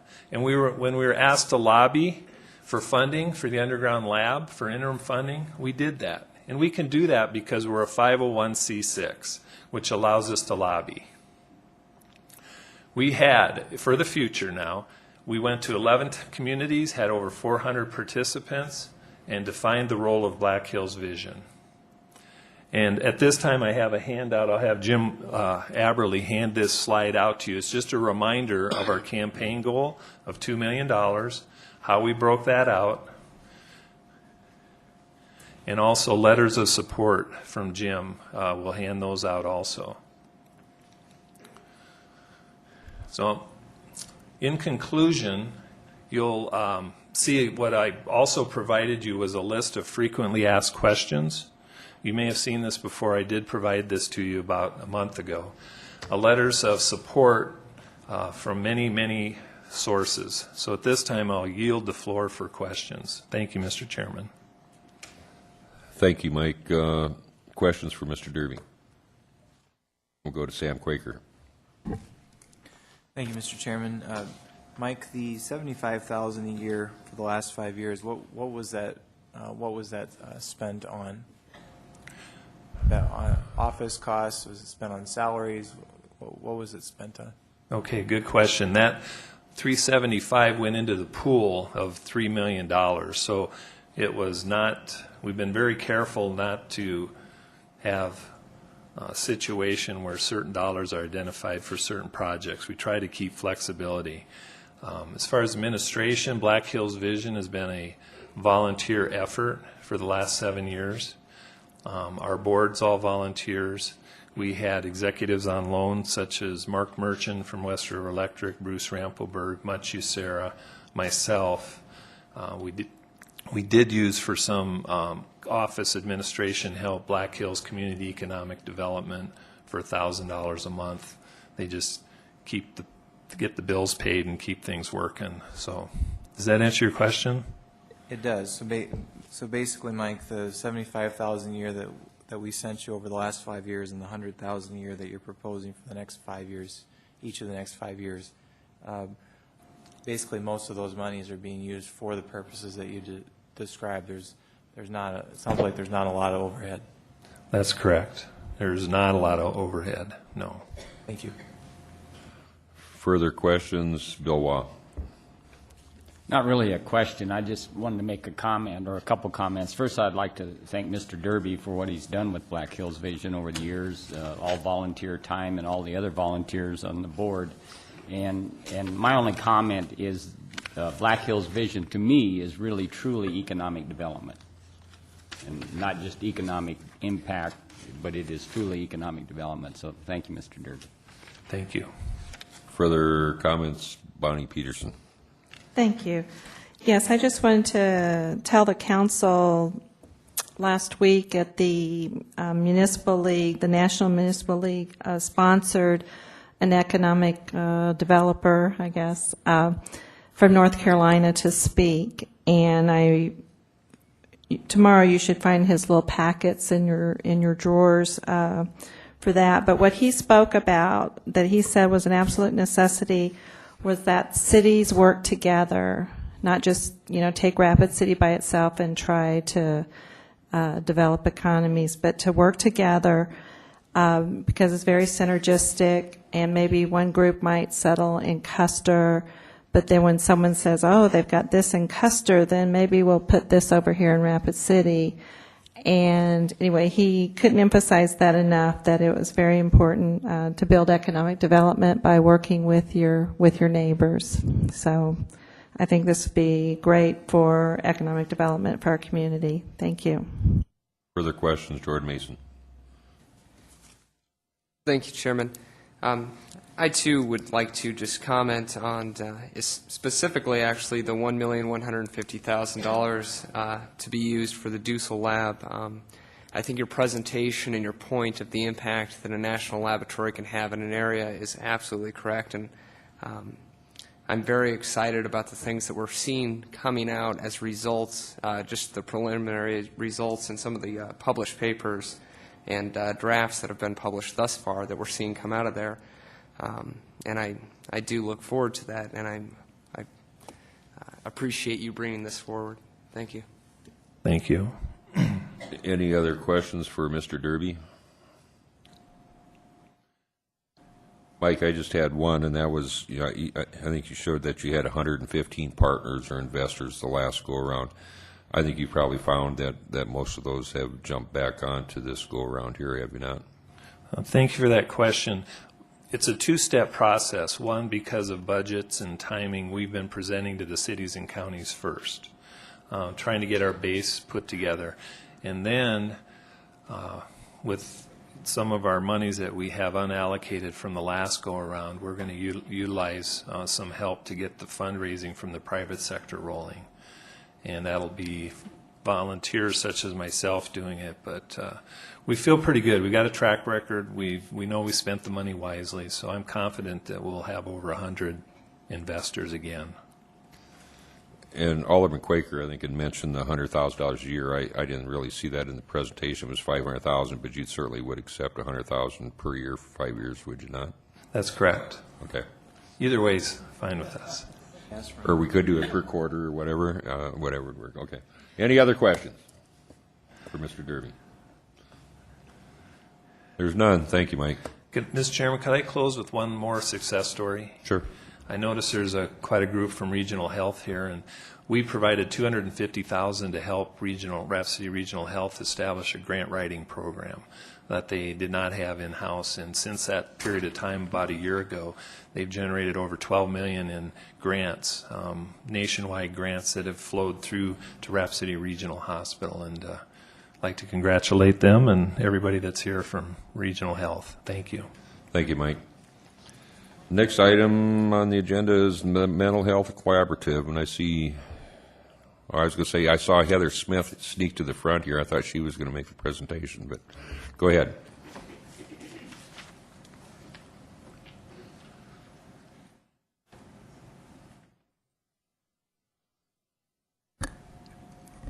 Good evening. I'm Alan Solano, the CEO of Behavior Management Systems, and will be presenting tonight on behalf of the Mental Health and Substance Abuse Collaborative.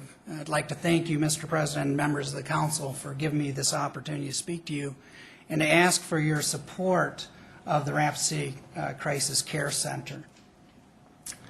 Thank you. If I could, for a moment, I want you to imagine, if you will, a dear elderly lady.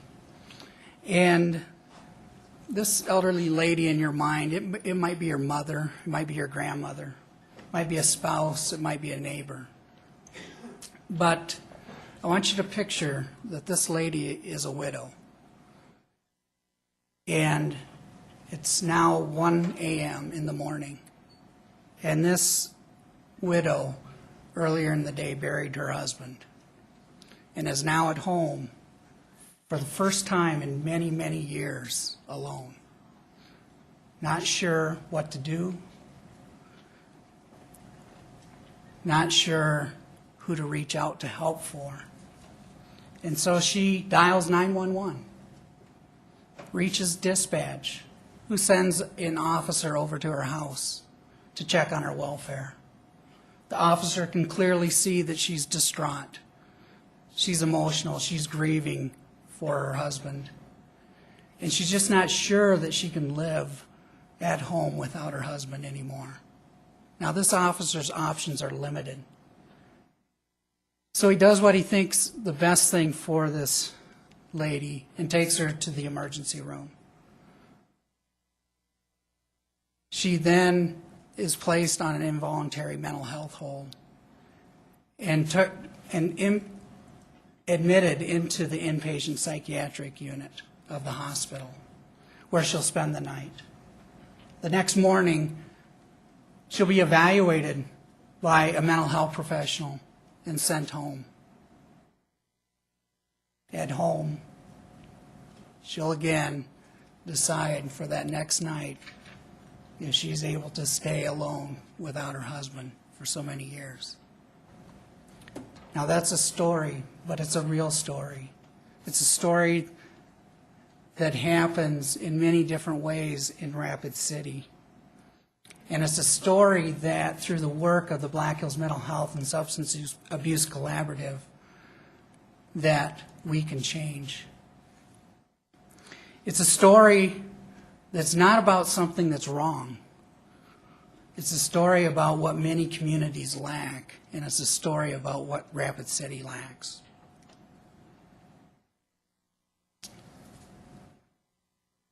The need for a crisis care center has been established over the last several years, and through different assessments, such as the Black Hills Community Needs Assessment, the Mayor's Task Force on Strengthening Families, We know the need is there, but there's two things that I think show this need more than anything. Did you know that in our community, in the first 4 months of 2010, we've had 18 people complete suicide? And sadly enough, we know that that number continues to rise. We've had an 85% increase since 2001 in the number of involuntary mental health holds in our community. The need is being addressed. It's being addressed by 36 agencies that have come together under the Black Hills Mental Health and Substance Abuse Collaborative.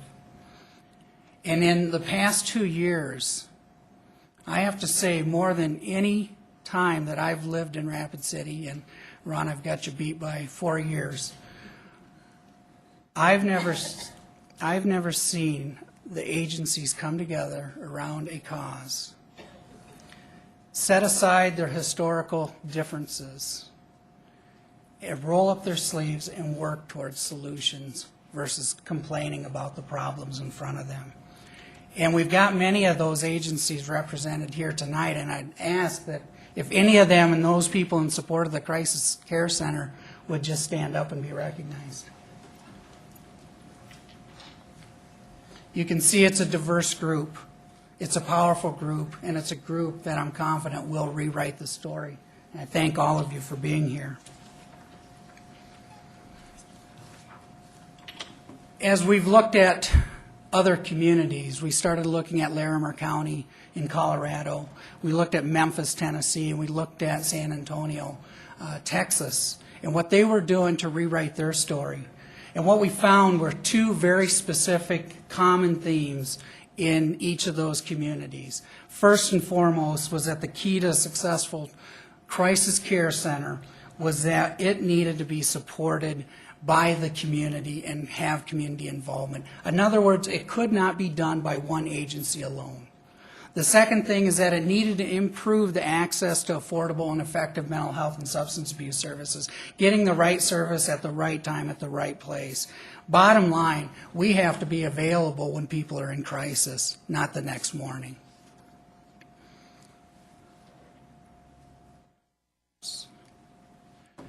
So as we've looked at these other mental health centers and other communities that have formed crisis care centers, again, the themes of safe, confidential support for individuals, 24-hour face-to-face availability of mental health professionals, crisis intervention, and probably most important is the ability for case management for people as they're going through these systems. And then finally, a heavy emphasis on community education so that we can improve the awareness of mental illness and substance abuse and actually start moving people into service before we actually reach the crisis state. The collaborative, in designing the Crisis Care Center, had identified our need of about 1,600 square feet of space that could help us serve between 1,100 and 1,250 people per year. We needed to form the partnerships in support of local organizations, and we developed an annual operating budget of about $1.1 million. Of that, we have about $300,000 that is in-kind support that we can have year after year, leaving us about an $800,000 operating budget to operate this crisis care center each year. We've already accomplished or secured about 1,650 square feet of space that will be made available on the second floor of Rapid City Regional Hospital's psychiatric unit. For those of you that have been in the community, you'll know that as the old Bennett Clarkson Hospital over on Mountain View. And you may not know that that is property that is city land that is leased to the hospital for the specific purpose of providing health care services. So this fits very good in the intentions of the city, the intentions of the hospital, and the intentions of the collaborative.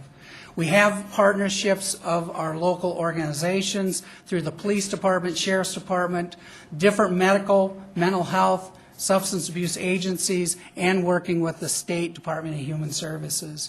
And we've secured to date $1.9 million in funding through local partners. That will help us partially through the first 3 years of the organization.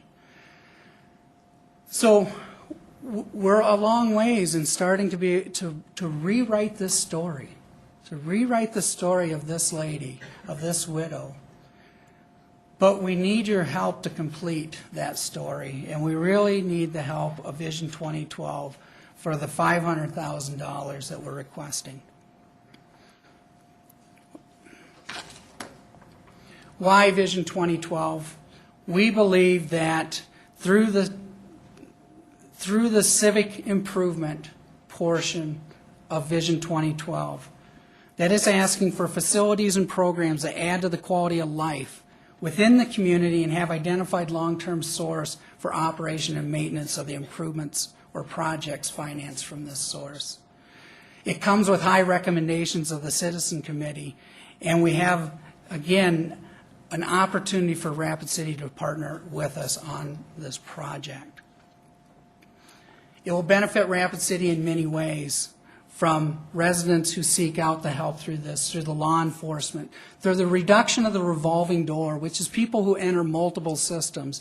They enter the emergency room, they are in the psychiatric unit, they're in the jail, they're in the police or law enforcement's custody. It'll bring 16 to 20 jobs to Rapid City, and it will save us money. We do risk, if funds are not available to us, that this project, it will be delayed. And in doing so, we delay the story, we delay the rewriting of the story for this lady. So we're asking that you support the 36 organizations who's committed to this project, address one of the top community needs, create a big return on your investment, a great opportunity for Vision 2012, a positive systemic change in Rapid City, and a rewriting of the story for that elderly widow in Rapid City. Thank you, and I'd be happy for questions. Thank you. Any questions? Bill Watt. Thank you, Mr. President. You kind of skimmed over it, Mr. Solano, on the emergency calls to the Rapid City Police Department. Could you just expound a little on how that affects the Rapid City Police Department? Mr. President, I'd be happy to, and if possible, I'd also invite Chief Allender to speak. About 500 to 600 emergency calls come into the police department that are mental health, substance abuse, that end up in the emergency room. With that, the officers that have to pick these individuals up, take them to the emergency room, and then the time spent in the emergency room. Through the Crisis Care Center, what that will do is actually give them the opportunity to take them directly to the Crisis Care Center, where they will be able to then return back out on the street, back to their job of protecting the public. You have some comments, Chief? Yes, thank you. I think Mr. Solano's done a good job explaining things. Overall, I could wrap it up by saying that this will save the system money. One of the participants in the system, from my view, is the Rapid City Police Department, City of Rapid City.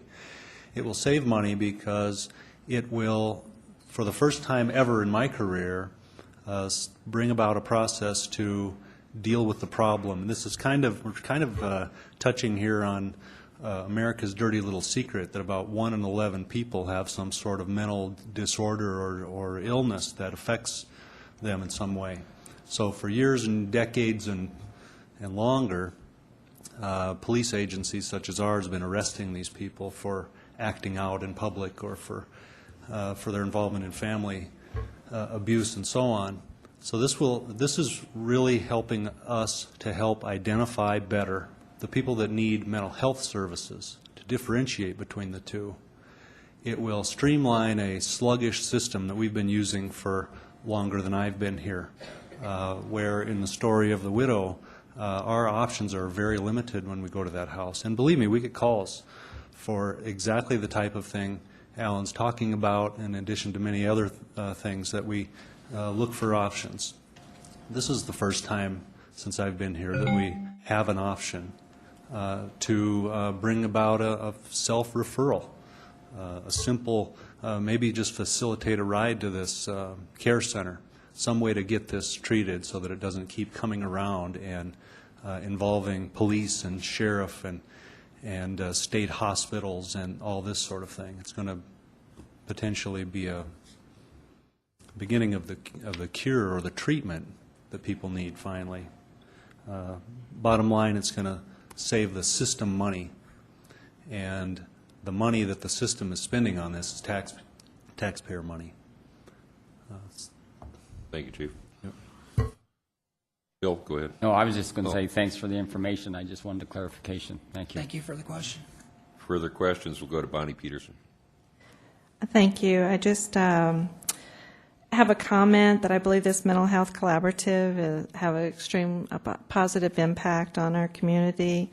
Like Chief Allender said, that frequently people with mental health, unfortunately, can't just take them to the emergency room and put a bed.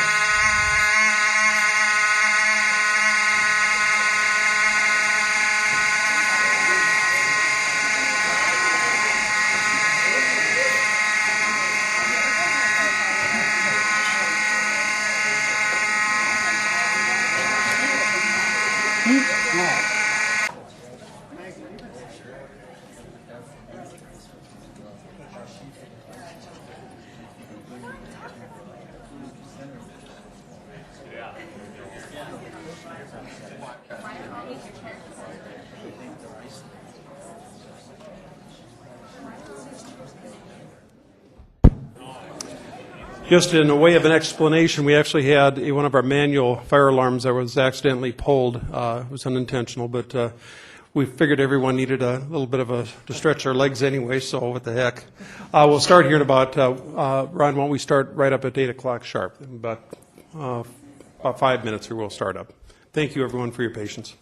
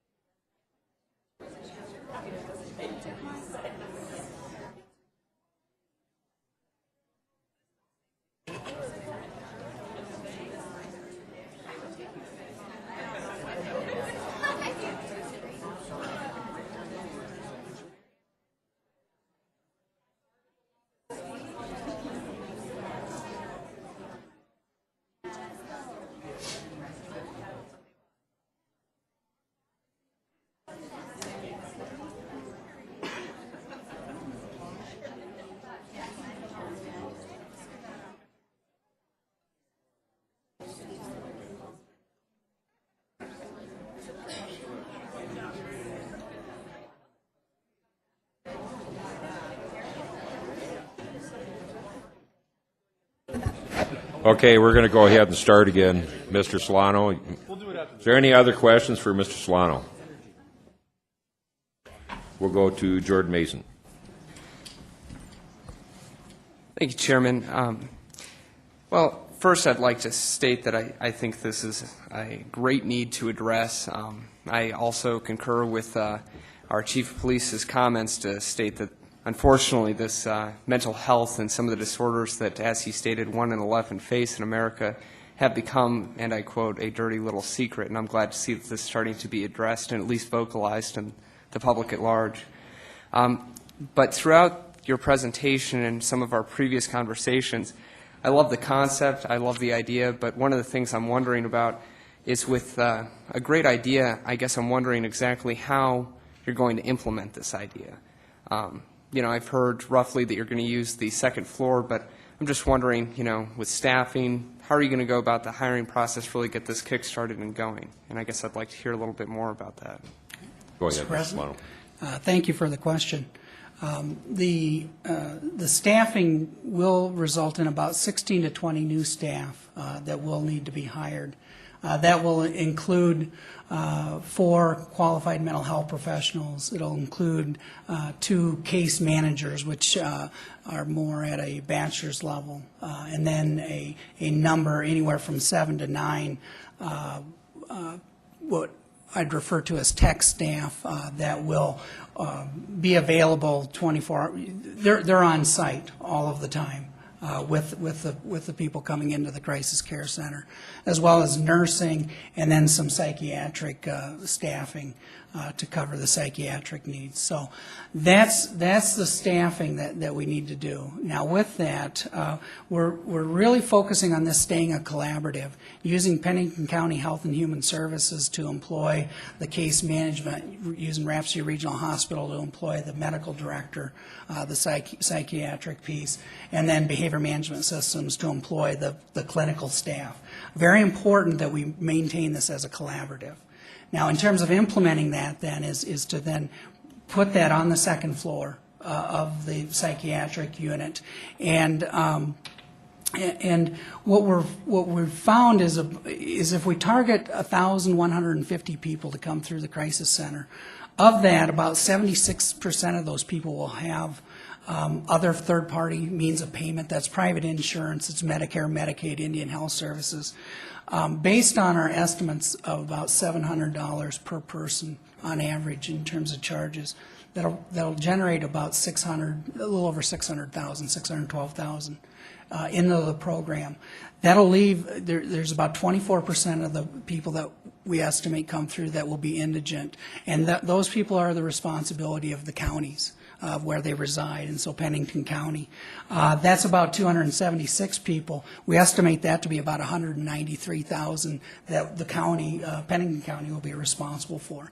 They have agreed and have actually enacted or enabled a revolving fund that they, I think, have already funded 250,000, will fund up to 500,000 for the ongoing services that they'll need. That 193,000 actually is about $70,000 less expensive for them to operate or utilize those services than how we're currently doing it. Thank you, Mr. Solano. I really appreciate that. And like I said before, I think this is a great need that you're addressing, and I'm glad to see it addressed. And I only ask that because, unfortunately, I just see too often that, as the expression goes, the devil lies in the details, so I like to hear some of the details. Thank you. Absolutely. Further questions, Bonnie Peterson.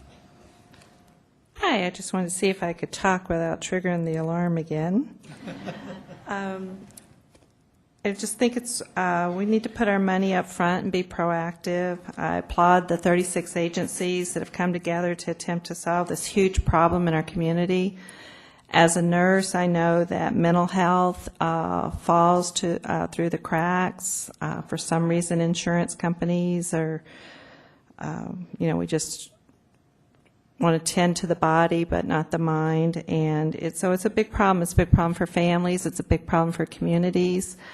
And anyway, I would hope that the council would support this, so that our citizens can spend more time being productive and working in their jobs and less time in the jails and falling the cracks where we have to then step up and pay on the back end. So I hope that we will be proactive in this. Thank you. Further questions, Ron Weifenbach. Thank you, Mr. President.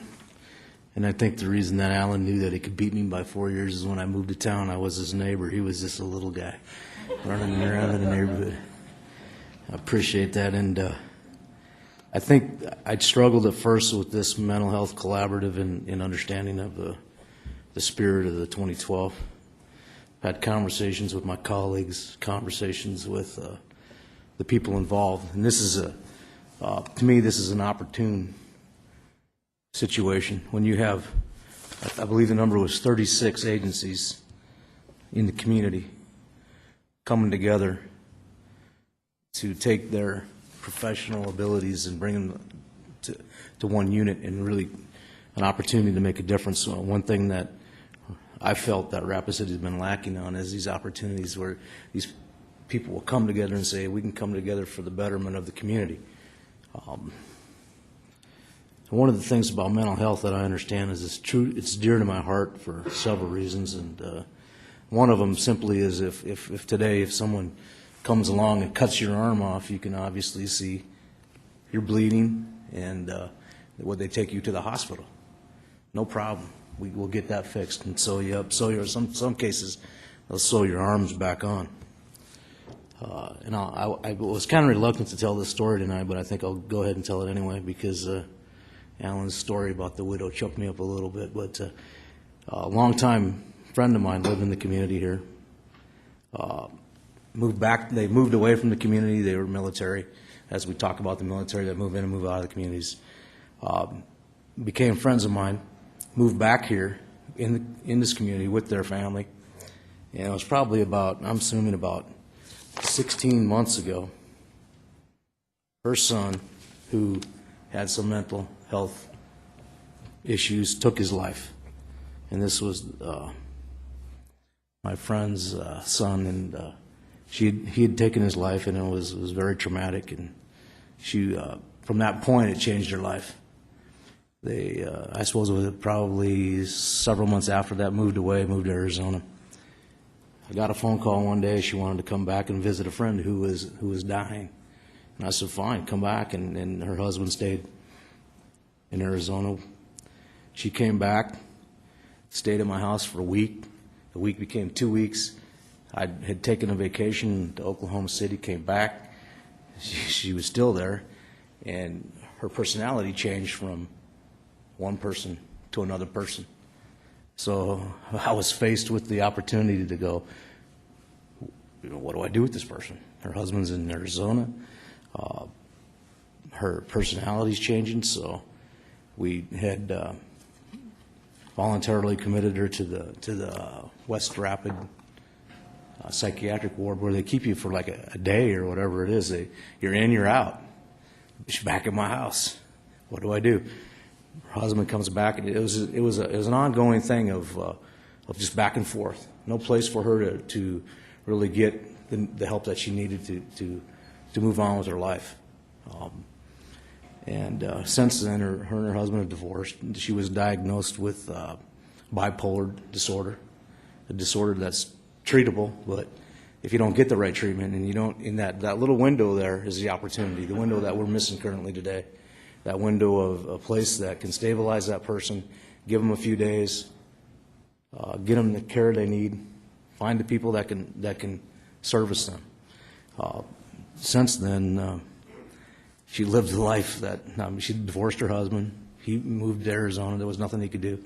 She lived in the community like a homeless person for months.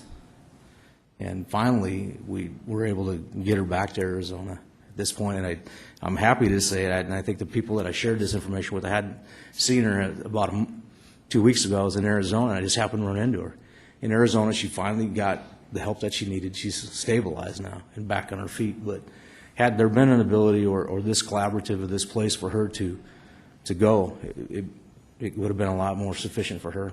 There was a window of opportunity that she could have maybe not been with us today, but so this somewhat, if this $500,000 can jumpstart the collaborative and get us moving in the right direction and save these people and give them an opportunity, I think it's a great move for the community. And I appreciate your presentation tonight, Alan. I appreciate all the people that are here to support this, and I really appreciate the fact that 36 agencies are coming together.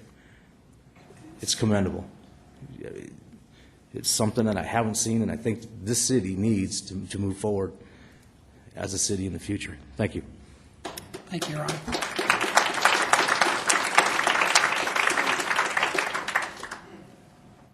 Gary Brown. Gary? Thank you, Mr. President. This is one I did not have a problem with, taking a look at this at all. My wife has a daughter from a previous marriage that lives crisis day to day. We've made many trips over to Bennett Clarkson, midnight, 3 in the morning, noon, pick her up, get her back. She gets back on her feet, but we have no place to take her, really. We had no place that we could get some follow-up with. We just struggled with what to do the next day. Your life stops. You take care of it and handle in there. So this is one I had no trouble saying that it belongs, we need to support it, because this community needs someplace and something like this to take care of these people. So thank you, Al, and your folks out there. Thank you. Further questions? Dave Davis. Thank you, Mr. President. More of a comment than a question. And Alan, thank you for your presentation. And as we look at 2012, we quite often tell applicants to become vested, for them to go out and to do their part and to find their funding and to use 2012 as a portion. And I commend you and the other 35 agencies for doing just that. You have. And you've come to us with the opportunity to be the final piece of the puzzle. And that's really the opportunity that we have here at 2012, is to be the final piece that pushes this thing over the edge, that moves this future success story forward. And actually, we should be the one thanking you for giving us the opportunity and all these agencies to bring it together and giving us the opportunity to be acting in advance. The chief mentioned that it's kind of the secret that 1 in 11, I think most citizens would look across this dais and say that at any given point it might even be 1 in 10 or more, who knows.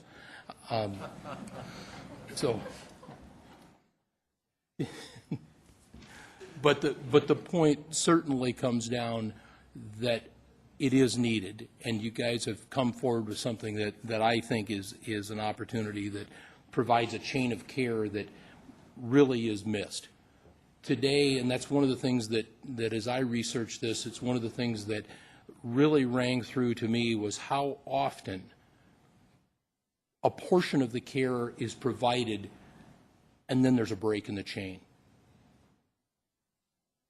And no one there's no truant officer going out after that person tomorrow to make sure that they make the appointment with the psychologist, the psychiatrist, or that they're getting their medicine, or that in fact that there's a funding source for that prescription that they have.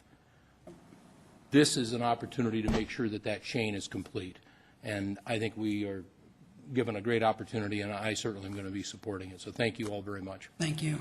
Mr. President, can I give just a quick comment on that?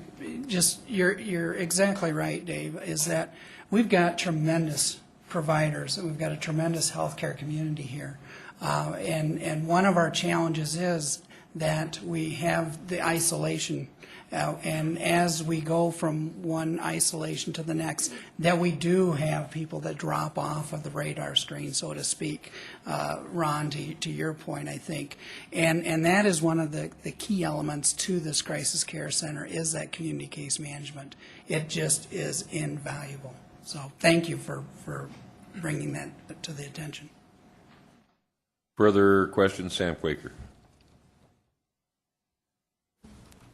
Thank you. I'd like to just make a brief comment on this, and for any council members who may have concerns about this proposal, I want to encourage you to go back and listen to the debate and discussion over whether or not to fund the hospice house several years ago. And there were some council members at the time who had some hesitation, and I understand why. But I fully supported that endeavor then, and I fully support it now. And I think we now see the tremendous resource that the hospice house has been, and it would not have happened had it not been for the contributions of the taxpayers of Rapid City, and I think that's something that everyone sees a benefit in. I think we live in a society that's come a long ways in accepting people with mental illness, but we also live in a society where you can still go to your average department store right before Halloween and buy a straight jacket or a face mask or whatever to imitate someone with a mental illness, but no one would think of going to buy crutches or canes to imitate somebody with cerebral palsy or to buy a wheelchair to imitate somebody with polio. So I think that we still have a long ways to go as a society, and I think that by doing this as a community, we send the message that mental illness is something that we care about, that we're willing to take a step forward in a collaborative way to address the issue. And I would like to thank Gary and Ron for sharing their stories with us tonight. Thank you. Any other questions for Ellen?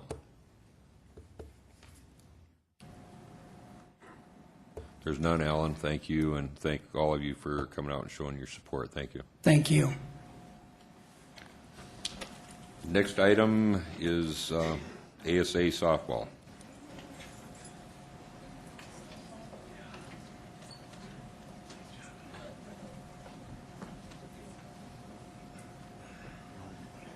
Thanks.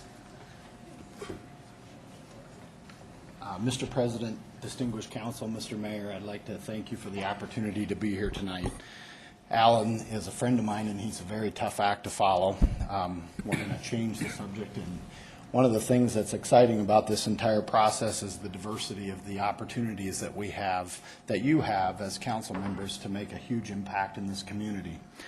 Our organization, I'm here tonight to represent the Rapid City Girls Junior Olympic Amateur Softball Association. My name is Rick Denherter. Joining me at the podium is Matt Brandhagen, incoming president, and our current president, Aaron Mills. I have a, is there a, how do I do the power? There we go. Just okay. pop right up. And I don't have my glasses. Is there a, how do I advance to the next screen? Just right there. Right there. Okay, perfect. We're here tonight to discuss and propose the expansion of our complex located at on Parkview Boulevard at the corner of Parkview and Minnesota. In 2003, the 2012 Vision Fund was used to complete a 4-field complex. The complex is currently home to our program and is part of an entire area that you'll see here in just a minute that is being developed in that region or in that area as really kind of a community area, a parks area, a recreation area. But before we get to that, I'd like to tell you a little bit about our organization. The Amateur Softball Association of America is the national governing body for all things softball.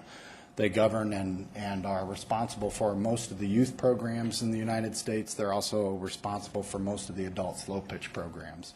Founded in 1933, ASA consisted of a couple hundred teams and today has over 250,000 teams and close to 4 million members.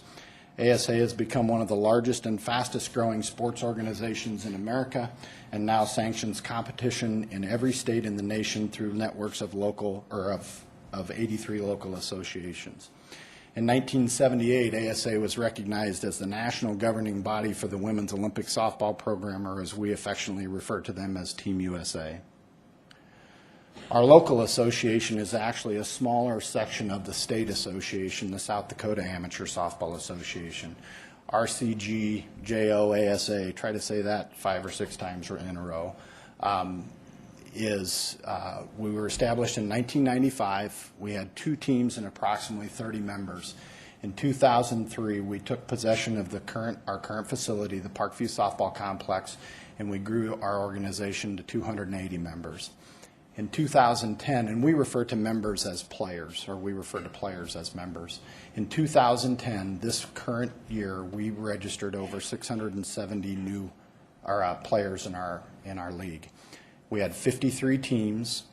Our original facility was the United Softball Field, which is located between Jamie Johnson and Canyon Lake. Our current facility, as I mentioned, is the Parkview Softball Complex. We range in age, our participation ages are from 5 to 19 years old. This year, we played 500-plus games at the Parkview Complex, and we're also the sanctioning body, or our association is the sanctioning body and the organizing group for the high school program, both Central and Stevens, who, by the way, brought home 1 and 2 at the state tournament this year. Central bringing home the state championship, and Stevens bringing home the runner-up. Matt coached the Central team. Over the past few years, we've been recognized and are proud of several accomplishments. In 2008, we were recognized as Club of the Year by the Rapid City Sports Council. We also received on a state level the Outstanding Organization citation from the State of South Dakota Parks and Recreation Association. And as many of you may know or remember, we hosted the women's Olympic team in 2008 as part of their Bound for Beijing pre-Olympic tour. The game was actually played at Pete Lean Memorial Field, and we had about 4,000 or just over 4,000 people in attendance. Since 2003, we've done a number of things to improve our current facilities. In 2007, we constructed 8 dugout covers to basically complete the dugout situation at Parkview. That was 2012 funding from the last go-around. In 2007, we installed safety netting over the spectator seating areas. That was a Parks and Recs partnership project. That is, we are one of the only facilities in the state that actually went and has done that to secure and ensure the safety of our fans, parents, and spectators. We have an indoor batting and pitching facility that we used Parks and Recreation, or worked with the Parks and Recreation partnership project that we built and constructed between 2007 and 2009. We recently, this summer, put up a shade structure, that's hard to say, using Parks and Recreation partnership funds as well. We've done some things to improve drainage and the overall appearance and look and feel of our complex. We installed retaining walls and put in sod in a lot of the common areas. And as you can see on the far end, through the end of the dugout, we actually have additional work that we're doing right now, and by the way of retaining walls. As I mentioned earlier, what we're proposing, or what we're asking you to consider, is the construction of 2 additional fields at the complex. This is a picture of the current complex. This is an aerial view provided by the city. You'll see the 4 existing fields, the 4 white, or the 4 boxes, 5 boxes, 4 boxes, 5 boxes. Above the complex to the top of the screen are the tennis courts that were built, that were just recently completed. The 2 yellow areas to the south, or on the left-hand side, are the proposed positioning of the new fields. And the blue area is actually proposed dirt work and site work that needs to be done to accommodate some draining issues that exist if we utilize that end of the facility. To the right side of the screen, off the screen, is the Parkview pool, and then just to the upper right-hand corner would be the new playground that's being built up there. So it's a very family-friendly, recreational, sports and recreation-oriented area right now. This is a view, as you can see, the red fencing is the new tennis courts. This is a view from the end of our complex looking south out to the position of or where the new fields would be. And this is a view looking back into the facility. One of the nice things that we believe makes this a viable location, or a good location for those fields, is the fact that the infrastructure is already there. All of the plumbing and sewer that we have in the current facility would be sufficient. There would be some electrical work needed to put lights up on the new fields. But most of the work that you'll see that we're proposing is going to be the actual construction of the facility or the fields themselves. The spreadsheet on the screen now, on the left-hand side, these are the numbers and the figures, again, from the city that made up the construction of what the four-field complex cost. There's 3 phases that we went through. The first phase being the in 2002, where most of the site work was done. The second phase was doing a lot of the asphalt, a lot of the paving, the fencing, the actual construction of the fields. And then the third phase being the installation of bleachers and things of that nature. You'll see on this, in about the center, the grand total for that original four-field facility was $904,280. We, as part of the process, we contributed or put equity into the project by building the bathroom restroom concession facilities to the tune of about $110,000. Most of that being cash that we raised, with a portion of it or percentage of it being donated labor, donated materials, things of that nature. The total cost, including that facility, was somewhere in the neighborhood of just over $1 million. The figure on the right-hand side of the screen, the $488,962, is taking into account all of the cost associated with the original facility, carrying those line items over and trying to assimilate what it would cost to build the new facility or what it would cost to construct 2 new fields. We did include an escalation percentage in there, 550 to 575. You'll note at the bottom the dirt work and drainage. Right now we're anticipating somewhere between $350,000 and $500,000, and then we also need additional parking to the tune of about $150,000. Our operating revenue last year in 2009 was $103,182. Our operating expenses were $89,000. We had a gross income of about $14,002, one-time facility improvements, which were the partnership funds, of about $12,000. So we're an ongoing, viable organization. Just back to the original numbers, we've grown over 100%. We're anticipating growth of another 50% in the next 3 to 5 years. We're at about 90% utilization on our current fields.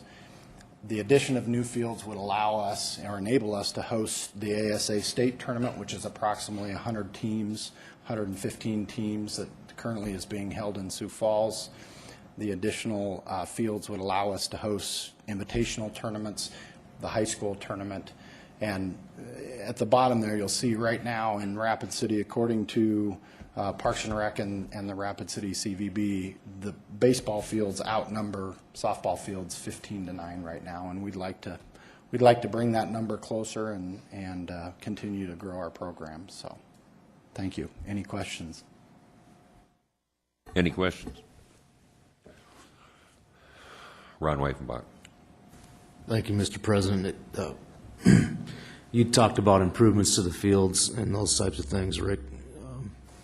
When you say that, and you've heard us talk tonight about like kind and then those types of things, and I mean, the improvements to the fields are those improvements that the parents and the people that work in the organization make? Yes. So those aren't real, like, go out and bid projects. Those are projects that...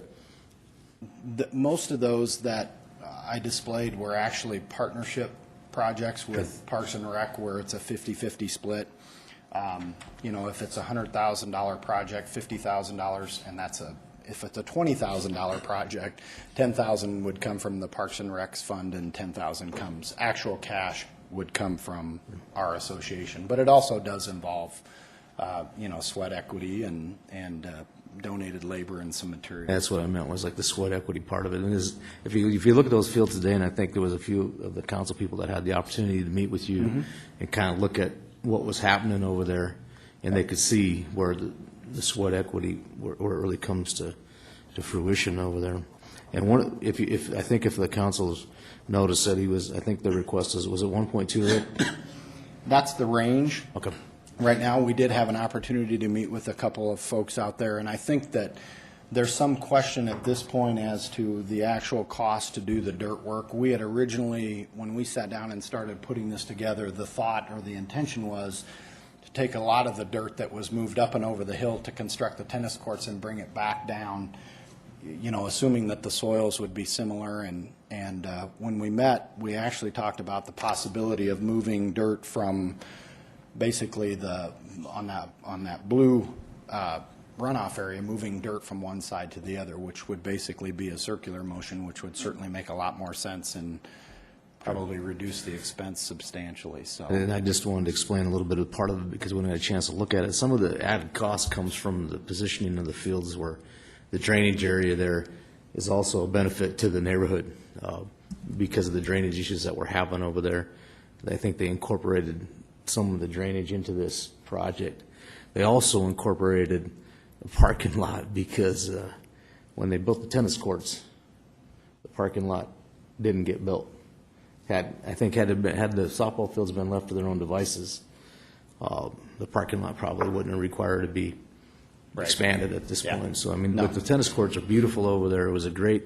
Yep. I mean, It really is. Great adjustment to the facility, so. But the added drainage for the neighborhood over there is important anyway. Any way you look at it down the road, some of the dirt work and drainage is going to have to be done anyway, so. Thank you. Further questions, Bonnie Peterson? Yes, I'm just seeking clarification. You're requesting 1.2 million, is that? We're anticipating, based on the numbers that we have at this point, that it's going to be somewhere between 950 and 1.2. And so to answer your question, yes, to be on the high side, I think that's probably a more realistic number. Okay, thank you. Mm-hmm. Any further questions? Being none, thank you.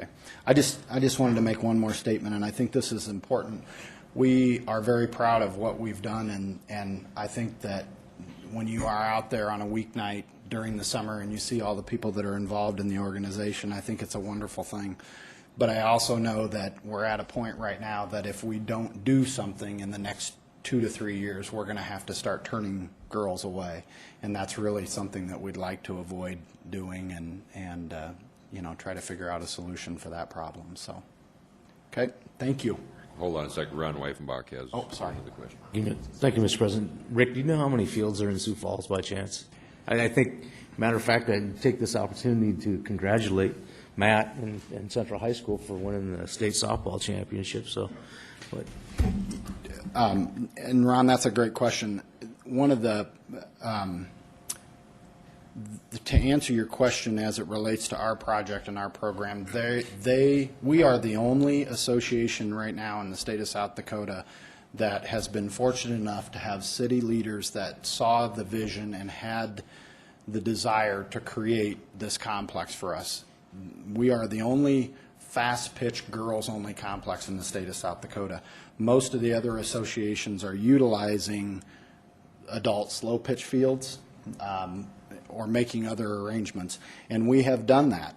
We've used the adult slow-pitch fields to accommodate. We have a big tournament here in the month of June, and we have to use the Star of the West facility, but it's, they're at the point where they're busting at the seams too. So right now, as far as we're concerned, that's not an option. But so from that respect, we're very fortunate. We're blessed to have the facility. I can remember playing. I think earlier we talked about playing softball in the old garbage dumps up there, and then we moved forward. And I think it was the city that stepped up to the plate to build those adult softball fields. And I think originally when we started, and I was in on that, and there was 23 or 30 teams, and now there's 150 or 160 adult league teams. But we're talking about slow pitch, fast pitch. I mean, you don't even have the room for the slow pitch right now. If you go up to Sturgis and Belfouche and the surrounding area, there's hundreds and hundreds of availability. I mean, room to expand for kids to play that. So, thank you. Dave Davis. Thank you, Mr. President. Ron brought up a question for me. So the answer to the question of how many fields there are in Sioux Falls was what? Total fields that the youth are playing on right now in Sioux Falls. Let me rephrase that. Sioux Falls has the state tournaments and the ASA tournament that you are looking that by adding 2 fields here, you'll be able to get, or you'll speculate you'll be able to get. Yes. Do they have more than 6 fields? They play on 9 fields right now. So by adding 2 fields and being at 6, is that adequate to be able to get it, or is that just No, your desire that you'll have the tournaments, or have you got a commitment at this point that if we had 2 more fields, that we'll have the tournaments here?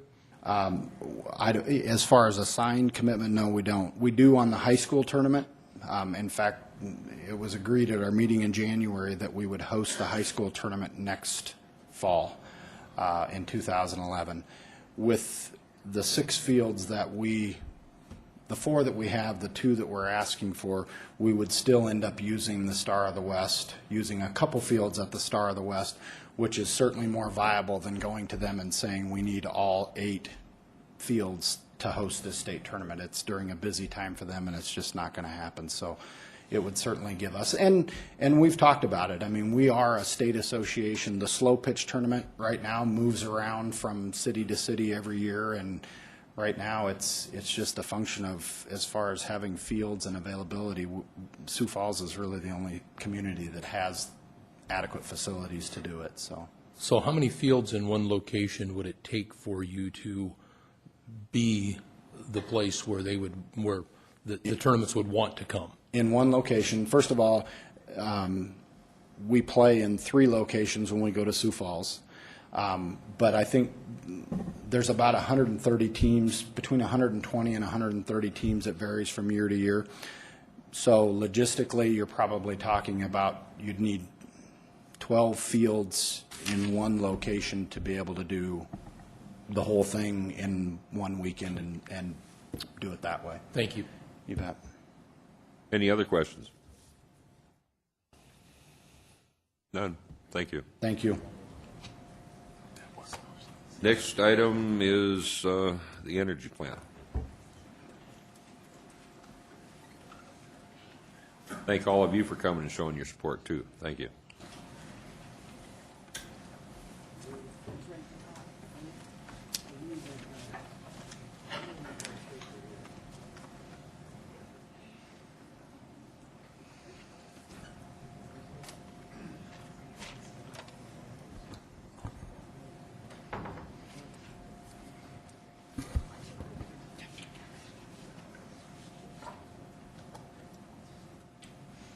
Good evening. My name is Brian Maliski. I'm the General Manager of the Rushmore Plaza Civic Center. Tracy Heitch, Assistant General Manager of Civic Center Finance. Jane Kramer, Assistant General Manager of the Civic Center, in charge of events. Gunnar DeZintars, Energy Plant Manager. I'd like to thank the 2012 committee for inviting us to come and do a presentation for the energy plant. The energy plant itself was built in 1976. It originally heated a total of about 465,000 square feet. It's about 200,000 square feet at the Civic Center and about 265,000 square feet in the Central High School. The heat and the air conditioning is distributed to each of the buildings underneath the ground via piping. Thank you, Ryan. Most of you may know that there's been multiple expansions to both buildings on the campus, to the Civic Center as well as Central High School, but there has been no change at all in the footprint or the abilities of the energy plant. So based on the known age of the energy plant, as well as the fact that it has exceeded its expected life, Public Works came before the City Council and asked for $60,000 to hire a consultant to take a look at replacing the energy plant back in January of 2009. Public Works then came before the City Council again in January of 2010, based on the fact that the expansion at Central High School was now imminent and happening, and the fact that BHP had proposed a 26% rate increase. Public Works then asked for an additional $7,500 to update that study, and the Stanley Consultants was hired to do so, and they presented you with 4 options. Just as a side note, at the end of our presentation, we'll hand out the PowerPoint for you to review as well as the study. Today, the Rushmore Plaza Civic Center has just over 500,000 square feet to our footprint. As you know, the ice arena expansion opened up in November of 2008, and I want to make it clear that you know that the ice arena is not heated or cooled by the energy plant. With the current expansion going on right now over at Central High School, their total footprint grows to just under 500,000 square feet. What this study shows is that the energy plant is undersized and needs to be replaced. What you're seeing now is examples, actual pictures of the cooling equipment inside of the energy plant. And I'd like to point out just how good those pieces of equipment look. Even though they're 34 years old, many of them look like they're brand new. That's a testimony to Gunnar de Zintars and his staff of how well they keep that equipment up. Nonetheless, it is 34 years old. If you look at the original cooling capacity of the energy plant versus the expanded cooling capacity that will be needed once Central High School is done with their expansion, you can see quite a variance. In 1976, the energy plant opened up with about 300,000 square feet cooling capacity. In June of 2012, when Central High School is done with their next expansion, they're going to be just short of we're going to be just short of 900,000 square feet that will be cooled. There's another example of the equipment at the energy plant. This is the boilers, the heating equipment. And again, you can see how well maintained it is, how well upkept it is. The next slide will show you that the original heating capacity versus what we are going to end up needing again in in December 2012, when Central High School's expansion is done, is quite stark. We started with, as we said, about 465,000 square feet that were being heated. The energy plant was built to be able to do about 600,000 square feet of heating, and that was to give us some redundancy, some backup. Again, by the time December 2012 rolls around, we're going to need to be able to heat about 900,000 square feet. This is a hypothetical annual utility cost. If somehow the energy plant were able to heat and cool 900,000 square feet and we could continue with the same annual cost that we're experiencing now, in the red you can see approximately how much it would cost using the current energy plant. In the yellow, you can see the energy efficiency of the replaced energy plant under those same hypothetical utility costs. Because of the efficiencies over the 28-year expected life of the new energy plant equipment, we would have a 20% savings that would yield approximately $3.5 million in savings for the city of Rapid City and the Rapid City School District.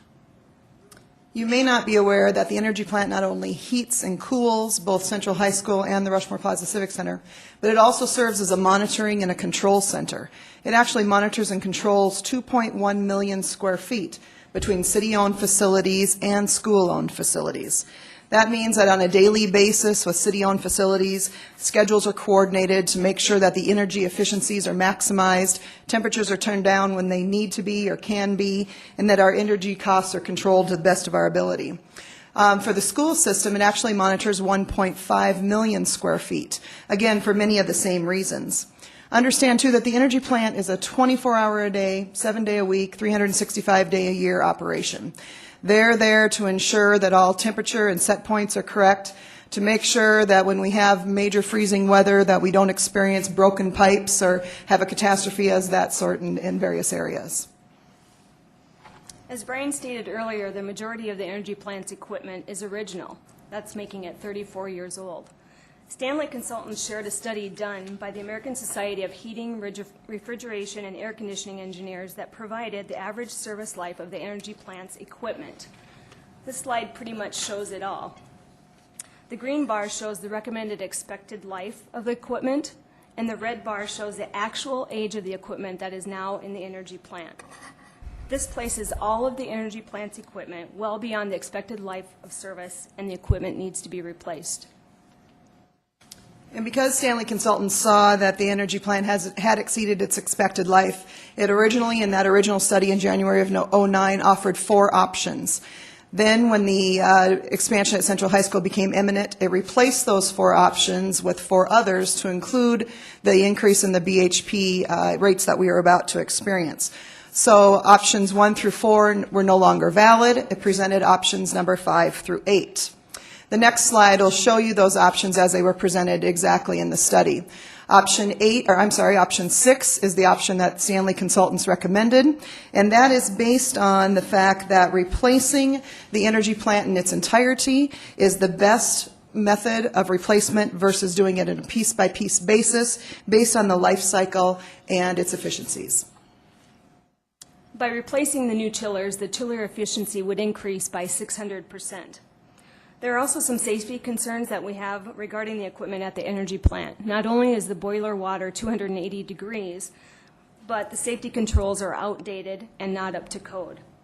The city and the school district currently split the capital cost of the energy plant on a 50-50 basis. In summary, in 1972, because of the condemnation of the city auditorium, and upon the third vote of the citizens of Rapid City, they voted in 2 pennies of sales tax to construct what became known as the Rushmore Plaza Civic Center. That first penny was for the construction and the repayment of the bonds for the Rushmore Plaza Civic Center. The second penny was to be on the Triple B only for perpetuity for our ongoing operations. In 1993, the construction bonds were actually paid off early. In 1995, citizens were pleased enough with the RPCC, the Civic Center, to extend that first penny. They voted and split that first penny into 2 halves. The first half of that penny became what we call the CIP, which is the Capital Improvement Projects. The second half of that penny became the Vision 2012 projects, which you are hearing tonight.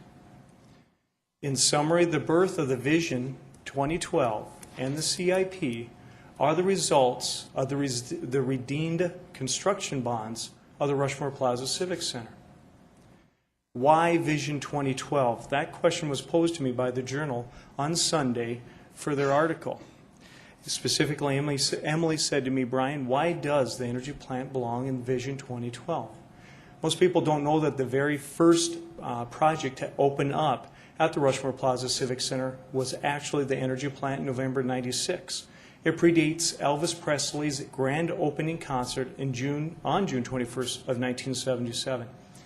In fact, the energy plant, after 34 years, has come back to its original roots, Vision 2012, for replacement. We are here to ask you on behalf of the City of Rapid City for our half of the $7 million project at the energy plant, which constitutes $3.5 million. We will be here for whatever questions you might have. Thank you, Brian. Questions? Sam Quaker.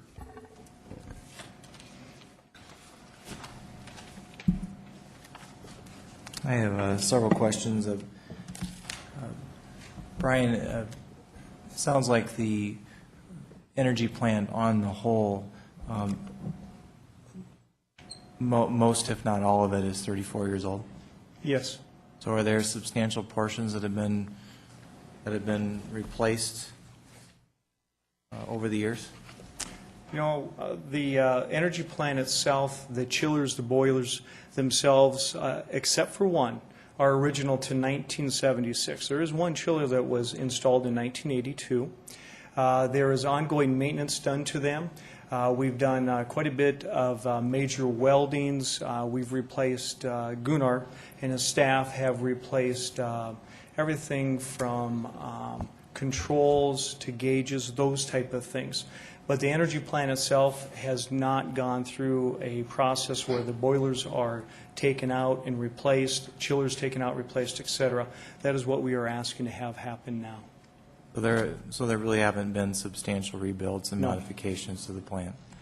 So then the other question I have is relating to this is the energy plant also supports the new addition, or is that standalone? When you say new addition, are we talking Central High School? No. Okay. You're talking the ice arena? Mm-hmm. The ice arena was built to heat and cool itself.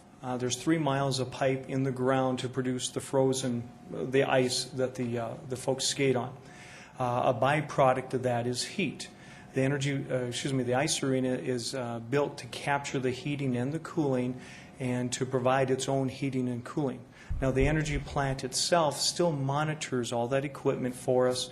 They provide the turning on, the turning off, very much like they do for CSAC, the airport, any of those others. But they do not provide the heating or the cooling for the ice arena. Okay, so both the heating and the cooling systems with the energy plant have issues. I mean, it's the whole thing. That is correct. So, I guess, you know, my concern is this. and we can talk more about this as this process goes on, but I guess I'd first need to understand why the citizen committees had denied this. I don't need an answer tonight because the hour is late. We have other discussions tonight too, but when this comes back forward, I'd like to understand, why it wasn't recommended by the committee. And the other thing that I'd like to understand is why this wasn't brought up as an issue in 2006 when the arena expansion was brought up. And was the energy plant not you didn't see the energy plant as an issue in 2006? To answer that, in my opinion, in 2006, which was 4 years ago, the energy plant was at that time at the extent of its expected life. At that time, the Central High School had not made plans whether they were going to build a third high school, or whether they were going to do any expansions or anything of that sort. When they came in January of 2010 with their 210,000 square foot expansion, that's when the energy plant, regardless of how well the actual equipment is working, no longer has the capabilities to heat and cool that expected 900,000 square feet. So in 2006, we had not gone beyond our capabilities as far as capacities. And again, in 2006, the equipment was 4 or 5 years newer than it is today. I think as this process moves on, I think that, the council is going to have to make some very tough decisions if they're going to add the energy plant into this, because as the journal indicated, the recommendations from the committees had shown that pretty much the entire $33 million was spent, so that doesn't even leave us a contingency as we stand now. So if we're going to add softball in this, we really would have to make some tough decisions to cut other projects that were recommended by the committee. So perhaps the Civic Center can take a look at the B&B. I realize that you use a portion of that or most of that for ongoing operations, but you do have access to 3/4 of that penny, and perhaps there's an option there. But I would like to draw everyone's attention to, as we move forward through this process, to the council meeting minutes of November 27, 2006, page 3, and November 27, 2006, page 3. And we were told at that time that the energy plant wasn't an issue, and I was frustrated because I knew that it was an issue, but I was being told in a public hearing that it was not an issue, and now 4 short years later, we're being told that we're being asked to add this on to the list, and it puts us in a tough spot because the committees have already come forward with their recommendation, and it seems to me that there was perhaps a lack of planning. And I don't think that 2012 is the only option. But it was actually said in that meeting by the individual from Envision that the energy plant wasn't really a factor because, quote, it will not be used to provide power other than a supplementary power to the building. And now tonight, I hear a presentation that is the scenario that we probably should have heard in 2006, and that's what bothers me. It bothers me that government operates this way. It bothers me that we're not told the full scenario when an issue occurs, and now we're in a situation where we are, in a sense, between the devil and the deep blue sea, trying to decide what to do because everyone now realizes what some realized in 2006, that the energy plant was a real problem. So I look forward to the ongoing discussions on this. Thank you. Further questions, Gary Brown. Thank you, Mr. President. I'm curious, so you split the energy thing between the high school and the Civic Center, correct? Correct. All right. Tell me what happens. You're in the middle of the stock show. A blizzard's raging outside. you lose 50% capacity, you have to heat one or the other. Who has priority?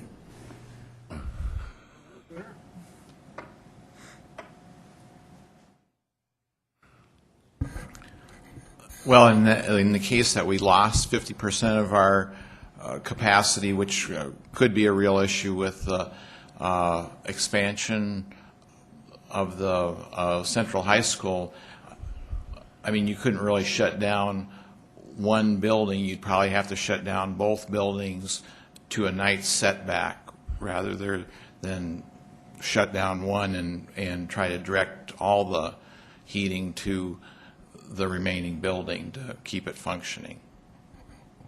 So even a loss, you would just, the best solution is just to shut down both buildings, even at 30% or whatever.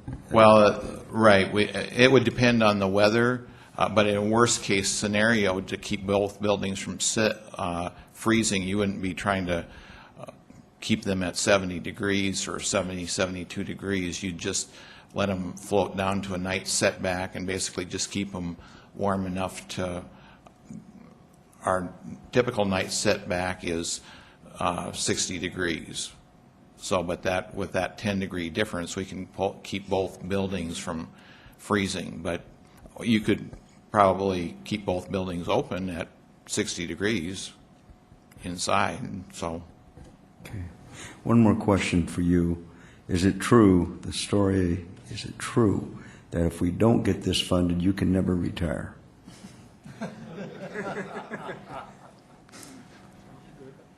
Yes. Okay. Thank you, Mr. President. I have to think about that a little bit. Further questions, Ron Weifenbach? Thank you, Mr. President. I think if that happens, we'll just close them down and send them over to Gary's for coffee. I had some questions, and I'm going through this spreadsheet and to understand some of the square footages. And I'm looking at number 6. The project cost is $6.3 million. Yes. How did we split the costs and come up with 3.5 for the city? Is there a calculation that you use, Brian? Yes. 6.3 million is to be split, the way the energy plant has been split since, to my knowledge, since 1976, is 50-50 on the capital costs. Half of that would be approximately $3.15 million. Once the energy plant is remodeled, all the guts replaced and brought up to code, to get that energy through the pipes over to the Civic Center and distributed throughout the Civic Center, we need to replace a number of the internal controls, a number of the internal pumps, and the distribution system.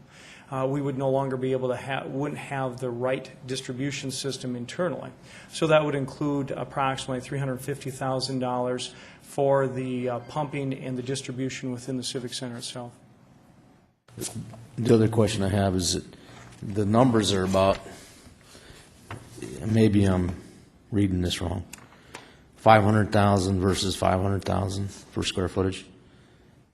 Really close, very, very close. Okay, and that include the ice arena? That includes the ice arena. And how big is the ice arena? Ice arena is 105,000 square feet. Okay, so that's about 25% of that?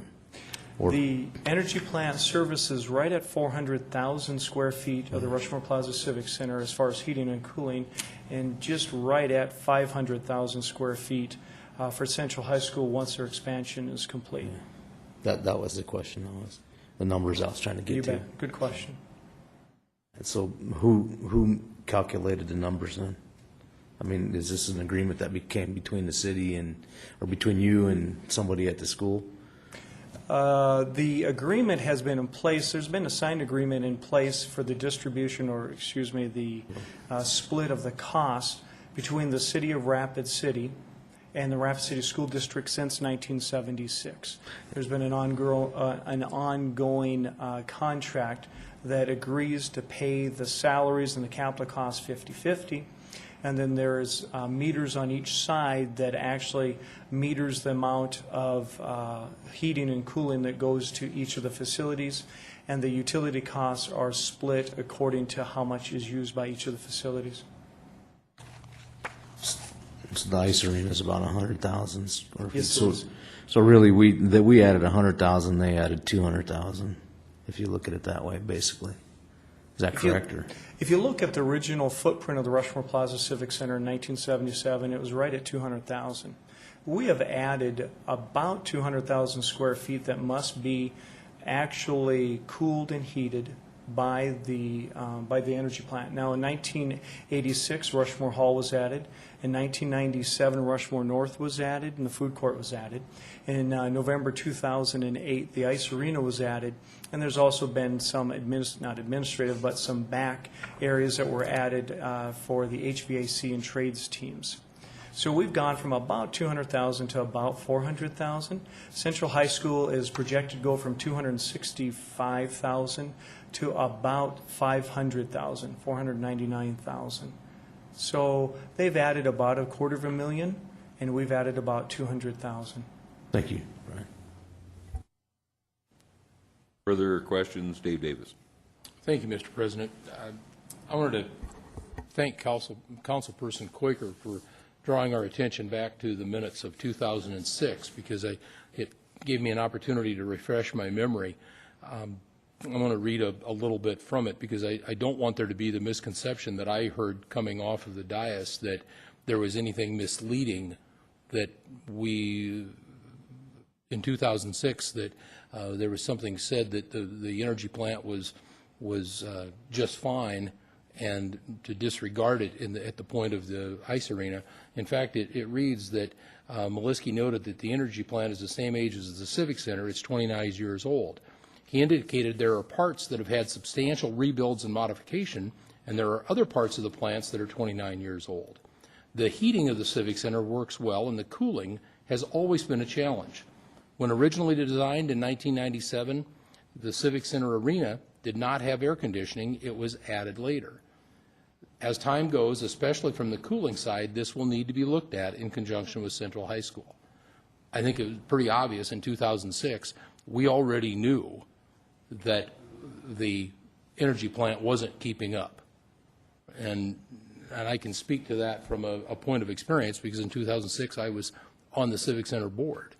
And I remember at that time that it was a place that we knew that somewhere down the road, it, along with everything else at that Civic Center that's, in this case, 29 years old, now 35 years old, will need to be repaired. Just like the ongoing costs that, as Sam mentioned, the triple B tax, that some of the items that I know that in the last couple of years that you've replaced the roof on LaCroix Hall, and windows that have been replaced, and all these other ongoing items that come right out of your own budget to keep the ongoing maintenance. I think it's pretty evident that that is what goes on over there every day to satisfy the needs of your constituents at the Civic Center. Some of these things are just a little heavy, and the energy plant is certainly one of those that comes back to the populace, and just like it was when we first built the thing. So I just wanted to clarify that so we didn't have any misconception there. Any other questions? Sam Quaker. Thank you, Mr. Chair. I think it's because I remember the debates very clearly. I don't think there is a misconception. I think the reality is that at the time that we undertook the $20+ million expansion at the Civic Center, we should have done more with the energy plant at that time. That's what I was advocating for at that time. I realize that that's water under the bridge at this point, and there isn't a whole lot we can do about it, but we are now in a very difficult spot because of the lack of planning at that time and the prevailing consensus, well, will this come back to 2012, presuming that it would be available, and now it isn't available because the 2012 committees have recommended against it. We're now in a difficult situation. So the reality is if you go back and you listen to the streaming audio and you read the minutes, the situation at the energy plant was downplayed. It was a serious situation then. We're only 4 years out, and now we're in a very serious situation, and this council is going to have to figure out figure out what to do about it. And so I want to make sure that there is no misconception. Thank you. Bonnie Peterson. Thank you. Do you have any other funding sources to help with this $3.5 million? I think it's been stated that we have, in the conception, in 1972, when the original vote went out by the citizens of Rapid City, they voted for a penny to be used for the operations in perpetuity of the Rushmore Plaza Civic Center. In the mid-'80s, that penny was split between the CVB and ourselves. And since then, we gain currently somewhere around 20% of our funding is done by that triple B tax, and about 80% of our funding is done by our own operations. I think there was a question that was brought up, mentioned here by Councilmember Davis, about the other things that we have done with our fundings, and very quickly Tracy has actually brought some of the things we've done for the last 3 years and the amount that has come to, and I'd ask her to read that very quickly for us. Certainly. The Civic Center has been very conservative for several years, anticipating the ice arena. And in doing so, we knew that there was going to be a lot of FF&E in the ice arena that was going to be paid out of the operational funds at the Civic Center. Some of our ice arena equipment that was purchased to the tune of about $960,000 were Zambonis, a dasher and glass system, netting, spotlights, basketball court, ice covering system, all those things to make that a multi-purpose facility. So some of those things came out of our operations. Additionally, we had about $180,000 in operational equipment. Plus, we've put about $1.5 million into parking, $1.7 million into the theater ADA to make that ADA compliant, as well as between roofs and HVAC equipment to our 34-year-old building, we've done another about $700,000. And that's since about 2008. Okay. How much money do you have in that fund at this time that's not already committed? Our cash on hand fund is at about, I believe, $290,000. The Rushmore Plaza Civic Center Board of Directors in 2008 went out and made a loan, a bond proceeds of $5 million.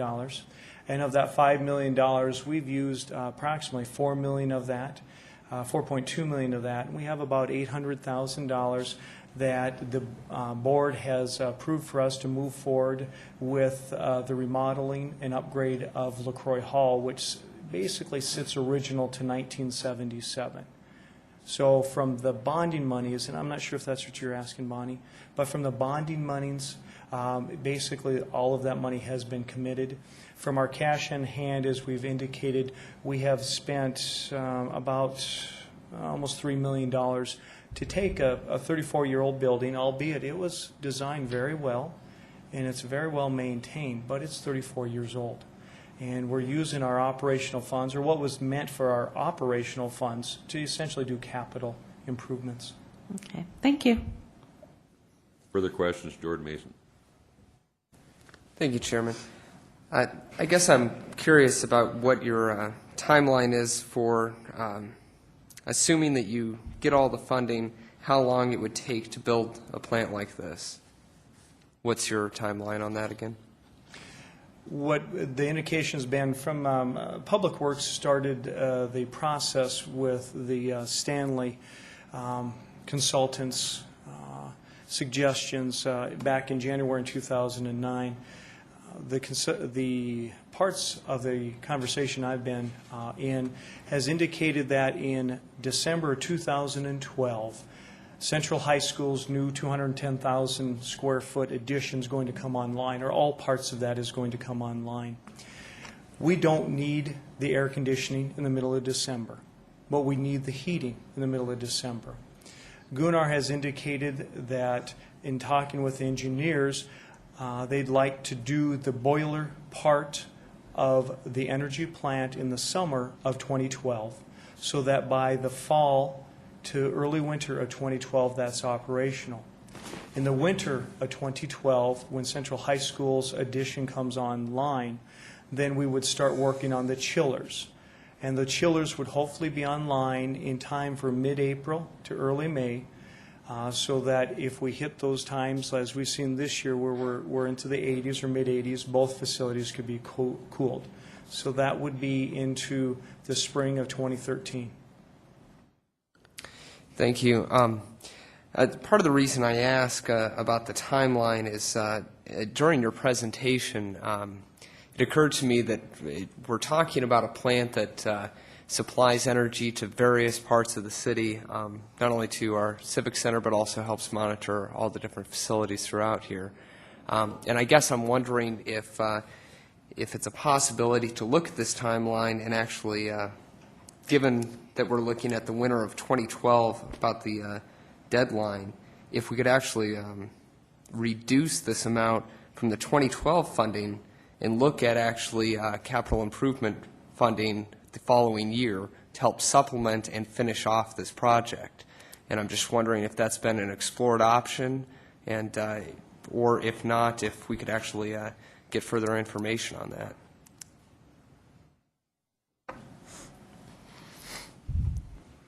If I may, and I'll ask Pauline to jump here at any time.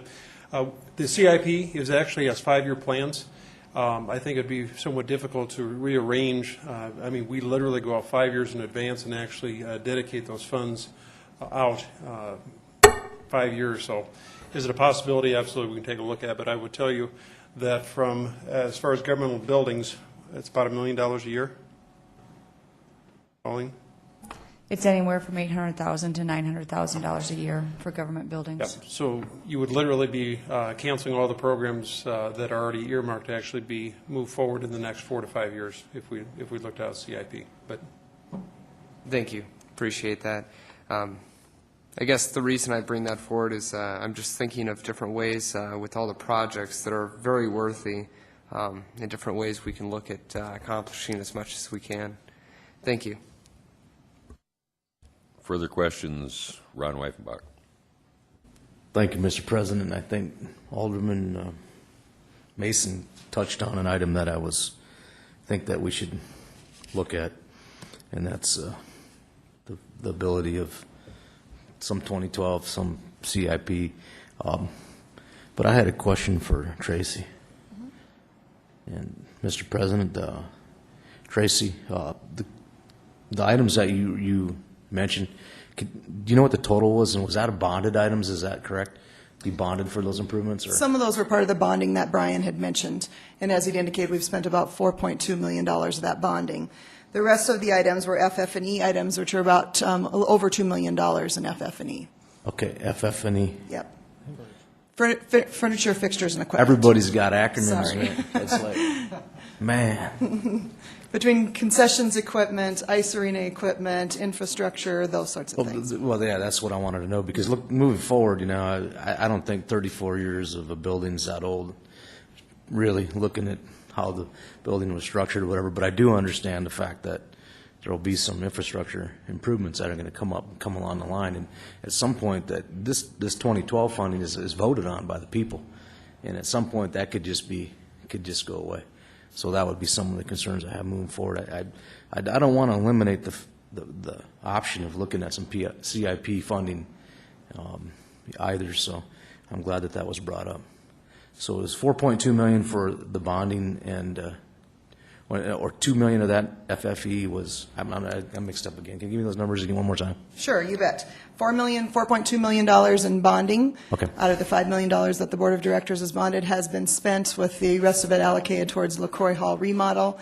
And then out of our operating funds, we've spent over $2 million since 2008 for furniture, fixtures, and equipment. And I can rattle off that list if you'd like again. No, that's fine. I just wanted everybody to understand there has been some capital improvements made from the revenues that the Civic Center generates. So, thank you. Anything else, Ron? Mr. President, thank you. Any other questions? That's it. No more questions. Thank you. Thank you. Thank you. Okay, next item on our agenda was other projects that committee members might wish to discuss. Are there any other projects? Sam Quaker. Thank you. For the next discussion, I would like to add city streets rehab, 2.5 million to the discussion. I realize that it might be difficult to find $2.5 million, but I think we all, I know I do, owe an explanation to my constituents once the final round of 2012 passes why we decide not to do more city streets rehab than what was originally discussed. I realize that the .16 fund is being reallocated, but I don't think that there's as much money available in that. So if we could just have the numbers, if we could just add that to the list, and perhaps more in terms of just explaining, what some of the other revenue sources are, and perhaps if the money is available, we can restore that. But I think that I need to be able to explain why we are not proceeding with that $2.5 million. Did you understand what Sam was looking for, Pauline? I believe so. At this time, I'm just keeping a list of the projects that have been presented tonight and the dollar amount, so going forward, you'll know where you need to go as far as for cutting. But as far as for funding for streets, we can have a list of where other funding sources are available. Okay. Any other things? Ron Weifenbach. Thank you, Mr. President. Are we going to set a date for a subcommittee meeting tonight? Or at least have... That's a good question. I mean, that's a good question. I actually, this council had asked that we put a subcommittee together to make a recommendation for these projects. We did that, and we asked for more information for 6 of these projects, then, of course, the 2 more tonight. So I would suggest that we send this back down to that subcommittee to review everything and come back with a recommendation. I personally would like to have this done so we could bring a recommendation back to our next Legal and Finance Committee meeting, and then we're come to council, which would be, right, not this coming Legal and Finance meeting. So I'd come back to the council meeting on the 1st of November. That's how I would like to wish to proceed. But that's up to this committee. Mr. President, with adhering to Robert's Rules of Orders, I can't make that motion, so if someone else would like to do that. I can't, you can't either. So moved. Second. Charlene, do you understand the motion, and that's to send this back to, right, and to ask them to bring back a recommendation to the next Legal and Finance Committee meeting, and then hopefully we can get that put on the agenda for the City Council meeting on November 1st. Discussion on that motion. Bill Watt.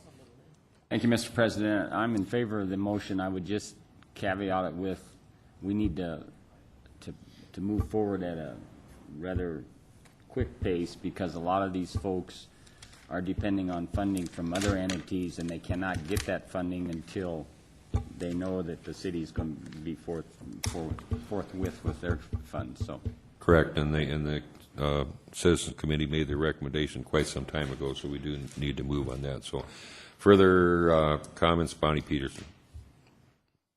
Thank you. I would like to make an amendment to that also, that we come up with a plan for Horace Mann, the location of that pool, and make a decision on that, because the people there in that area are real anxious about what's going to happen there. Bonnie, I mean, I've had some suggestions or some conversations with them, but actually, I don't believe we're to that point yet. We need to approve, in my mind, what we need to do is approve the projects that are going to be funded out of 2012. Our next step then will be is how are we going to fund those projects, paying cash as we go, bonding. I think we've probably made up our mind on that. But then it's also we're going to have to then sit down and figure out how we're going to fund these projects at what year. And that's, in my mind, is when we start the discussion exactly what are we going to do with Horace Mann Pool. Okay. That is my thought. I think we're too early to do that right now. Okay, thank you. Alderman Quaker. So then we can say to our constituents that the decision has not been made for sure whether to put the Horace Mann 50-meter pool back at Horace Mann or down at Roosevelt, because I heard our Parks and Rec director say that a previous ordinance that had been passed pretty much committed that, and I want to make sure that that commitment has not been made, because if it has been made, then we need to go back and bring forward ordinance amendments, because we're going to have some very unhappy constituents in North Rapid if that's the case. So I need to understand that. Because what I heard Jerry say earlier tonight is that the decision to put a 50-meter pool, that 50-meter pool would go at Roosevelt and not back at Horace Mann. That decision has not been made. The only decision this council has made is we have approved funding, I believe, for $4.5 million. How that will, where that'll shake out and what will be built where has not been decided. Good. Thank you. Further comments, Jordan Mason? Thank you. I just wanted to comment on the concern over the Horace Mann pool. Mr. Cole, actually right before the August meeting, I contacted Mr. Duncan Olney, that was the one that presented the 2012 program, and specifically asked him if we were making any sort of commitment on that, because the North Rapid area has called me repeatedly about their concern about the relocation of that 50-meter pool, and I made absolute certain that we had not committed to that decision, and I continue to look forward at continuing that discussion as Mr. Kroger has suggested. Thank you. Further comments, Pauline Sumption? Thank you, Mr. President. According to the resolution that was approved by the council in September, it does specify that the tank pool is at Roosevelt Park. So if you want to further have those discussions, that resolution will need to be amended.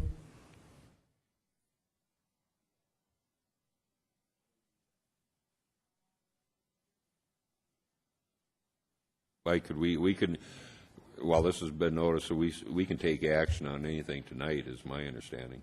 Is that correct?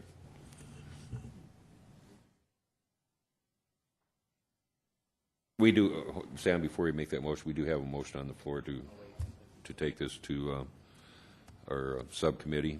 And is further discussion on that motion? If I might, we could request that the city attorney's office prepare an amended resolution as part of this, so that way, and Mike, correct me if I'm wrong, but in the past, if a resolution's been correct, or wanting to go back to correct a resolution, we actually have a resolution correcting the previous one. So that would be, I guess, my recommendation, if you don't want it, the reference to Roosevelt Park in that, when you're done with this motion. Okay. Sam, did you want to? Jordan, are you on the? I'm wondering if, per the Robert's Rules of Orders, I can make that friendly amendment to the current motion, if it so pleases the first motion maker and the seconder. Well, we have, that really doesn't pertain, I don't think, to the motion that's on the floor. Oh, right. That's to take this to the subcommittee to come back to the council with a recommendation. So we can put that could be the next item that's brought up. Okay. But let's finish the motion that's on the floor. Are there any other comments on the motion on the floor? And that is to take this to the subcommittee. The subcommittee will then bring this back to Legal and Finance, our next Legal and Finance meeting, and then on to the council on November 1st. Further discussion? Being none, all in favor say aye. Aye. Those opposed, motion carries. Okay, now we can. Thank you, Mr. Chairman. I'd like to offer a motion to draft a resolution amending the previous resolution to remove the geographic location from the references to the 50-meter pool. Okay, we have a motion and a second. Discussion on that motion. Bonnie Peterson. Okay, thank you. I just want to go on record as saying that I'm really concerned about that resolution coming back with the location of it being in Roosevelt Park, because I know I made a big fuss about it at the time, that this would still be open for, the location would still be open for discussion before I would vote for it. And so I'm just surprised that a resolution was generated that, didn't include that it was still in discussion, and so I don't know if that's I don't know exactly who makes these resolutions or from the minutes how these get generated, but I'm concerned that other resolutions might be incorrect also. So anyway, that's all. I'm just saying I'm concerned. Thank you. Further comments, Ron Weifenbach? Thank you, Mr. President. I'm pretty darn sure if we made that resolution, we probably did it. I don't have a problem amending it, but I would, Mr. President, I would like to ask Mr. Cole for some information available moving forward if we're going to revisit this. Jerry, did you understand Ron's question? I didn't give him a question yet, Mr. President, and I wanted to bring it through Maybe you. that's why I didn't understand it. That's why. That's okay. I understand. So, Jerry, if we're going to revisit this, part of the decision in the process for me was the synergy of locating that pool at the swim center. So moving forward, I guess, if we're going to rehash this, then we need to have that information available for us on the history of the pool presently, what the usage of that pool is, and basically, the revenues generated for it. If it's located where, if it's going to be continued located where it is today, how will that work for your manpower and those types of things? It's going to change. I'm assuming it may change or may not change, I guess, your numbers that you portrayed when you brought this thing forward the first time we talked about this. And evidently we passed a resolution to move the pool. I don't recall, but I would imagine if it's in the record, then we did that. So do you understand that? I mean, what is the differences in manpower going to be versus, and then if I could get some history on the usage of that pool currently. I mean, this is a $4.5 million pool, and that's a lot of money to spend. I wanted to see the usage on that pool where it currently is located. I can't imagine that it would change that much. Thank you. We can get that for the committee. Yeah, I certainly believe we're going to have a lot more discussion on that item, but actually the motion on the floor is just to remove the geographic location at this Right, point. and if we do that, I mean, we've already voted on it once, so I'm assuming that we went through a lot of those drills. And I can support the motion, but I know moving forward, I'm going to want that information so I can make a educated. I mean, first, I think what ended up happening is when we brought our recommendation forward, we basically stated that, we had discussed the possibility, and I think that's how it got broken. I'm comfortable with that, Mr. President. I believe that's how it happened. So, further comments on the motion? Did you have anything else, Ron? No, thank you, Mr. President. Jordan Mason. Thank you, Chairman. I just wanted to take this opportunity to not only go on the record, but also to make a point of clarification, because obviously I was a bit confused. I remember this meeting, August 16th this year, specifically when that resolution happened. I had called Duncan Olney, as I said previously, and unfortunately I was not obviously clear on this, and I am very grateful that we have clarified exactly what happened, because I don't believe I sit here alone tonight when I state that a lot of us were under the presumption here that that was still going to be negotiated, and very clearly that was not the case. And frankly, I'm a little frustrated because I thought it was very clear in my phone conversations and some of the other conversations I had about what was going on, but unfortunately I obviously misunderstood, and I'm sorry about that, but I hope that we can move forward to make the right decision this time around. Thank you. Okay, further discussion on the motion on the floor. Being none, all in favor say aye. Aye. Those opposed, motion carries. We have a motion and a second to adjourn. All in favor say aye. Aye. Those opposed, we're adjourned. Thank you all.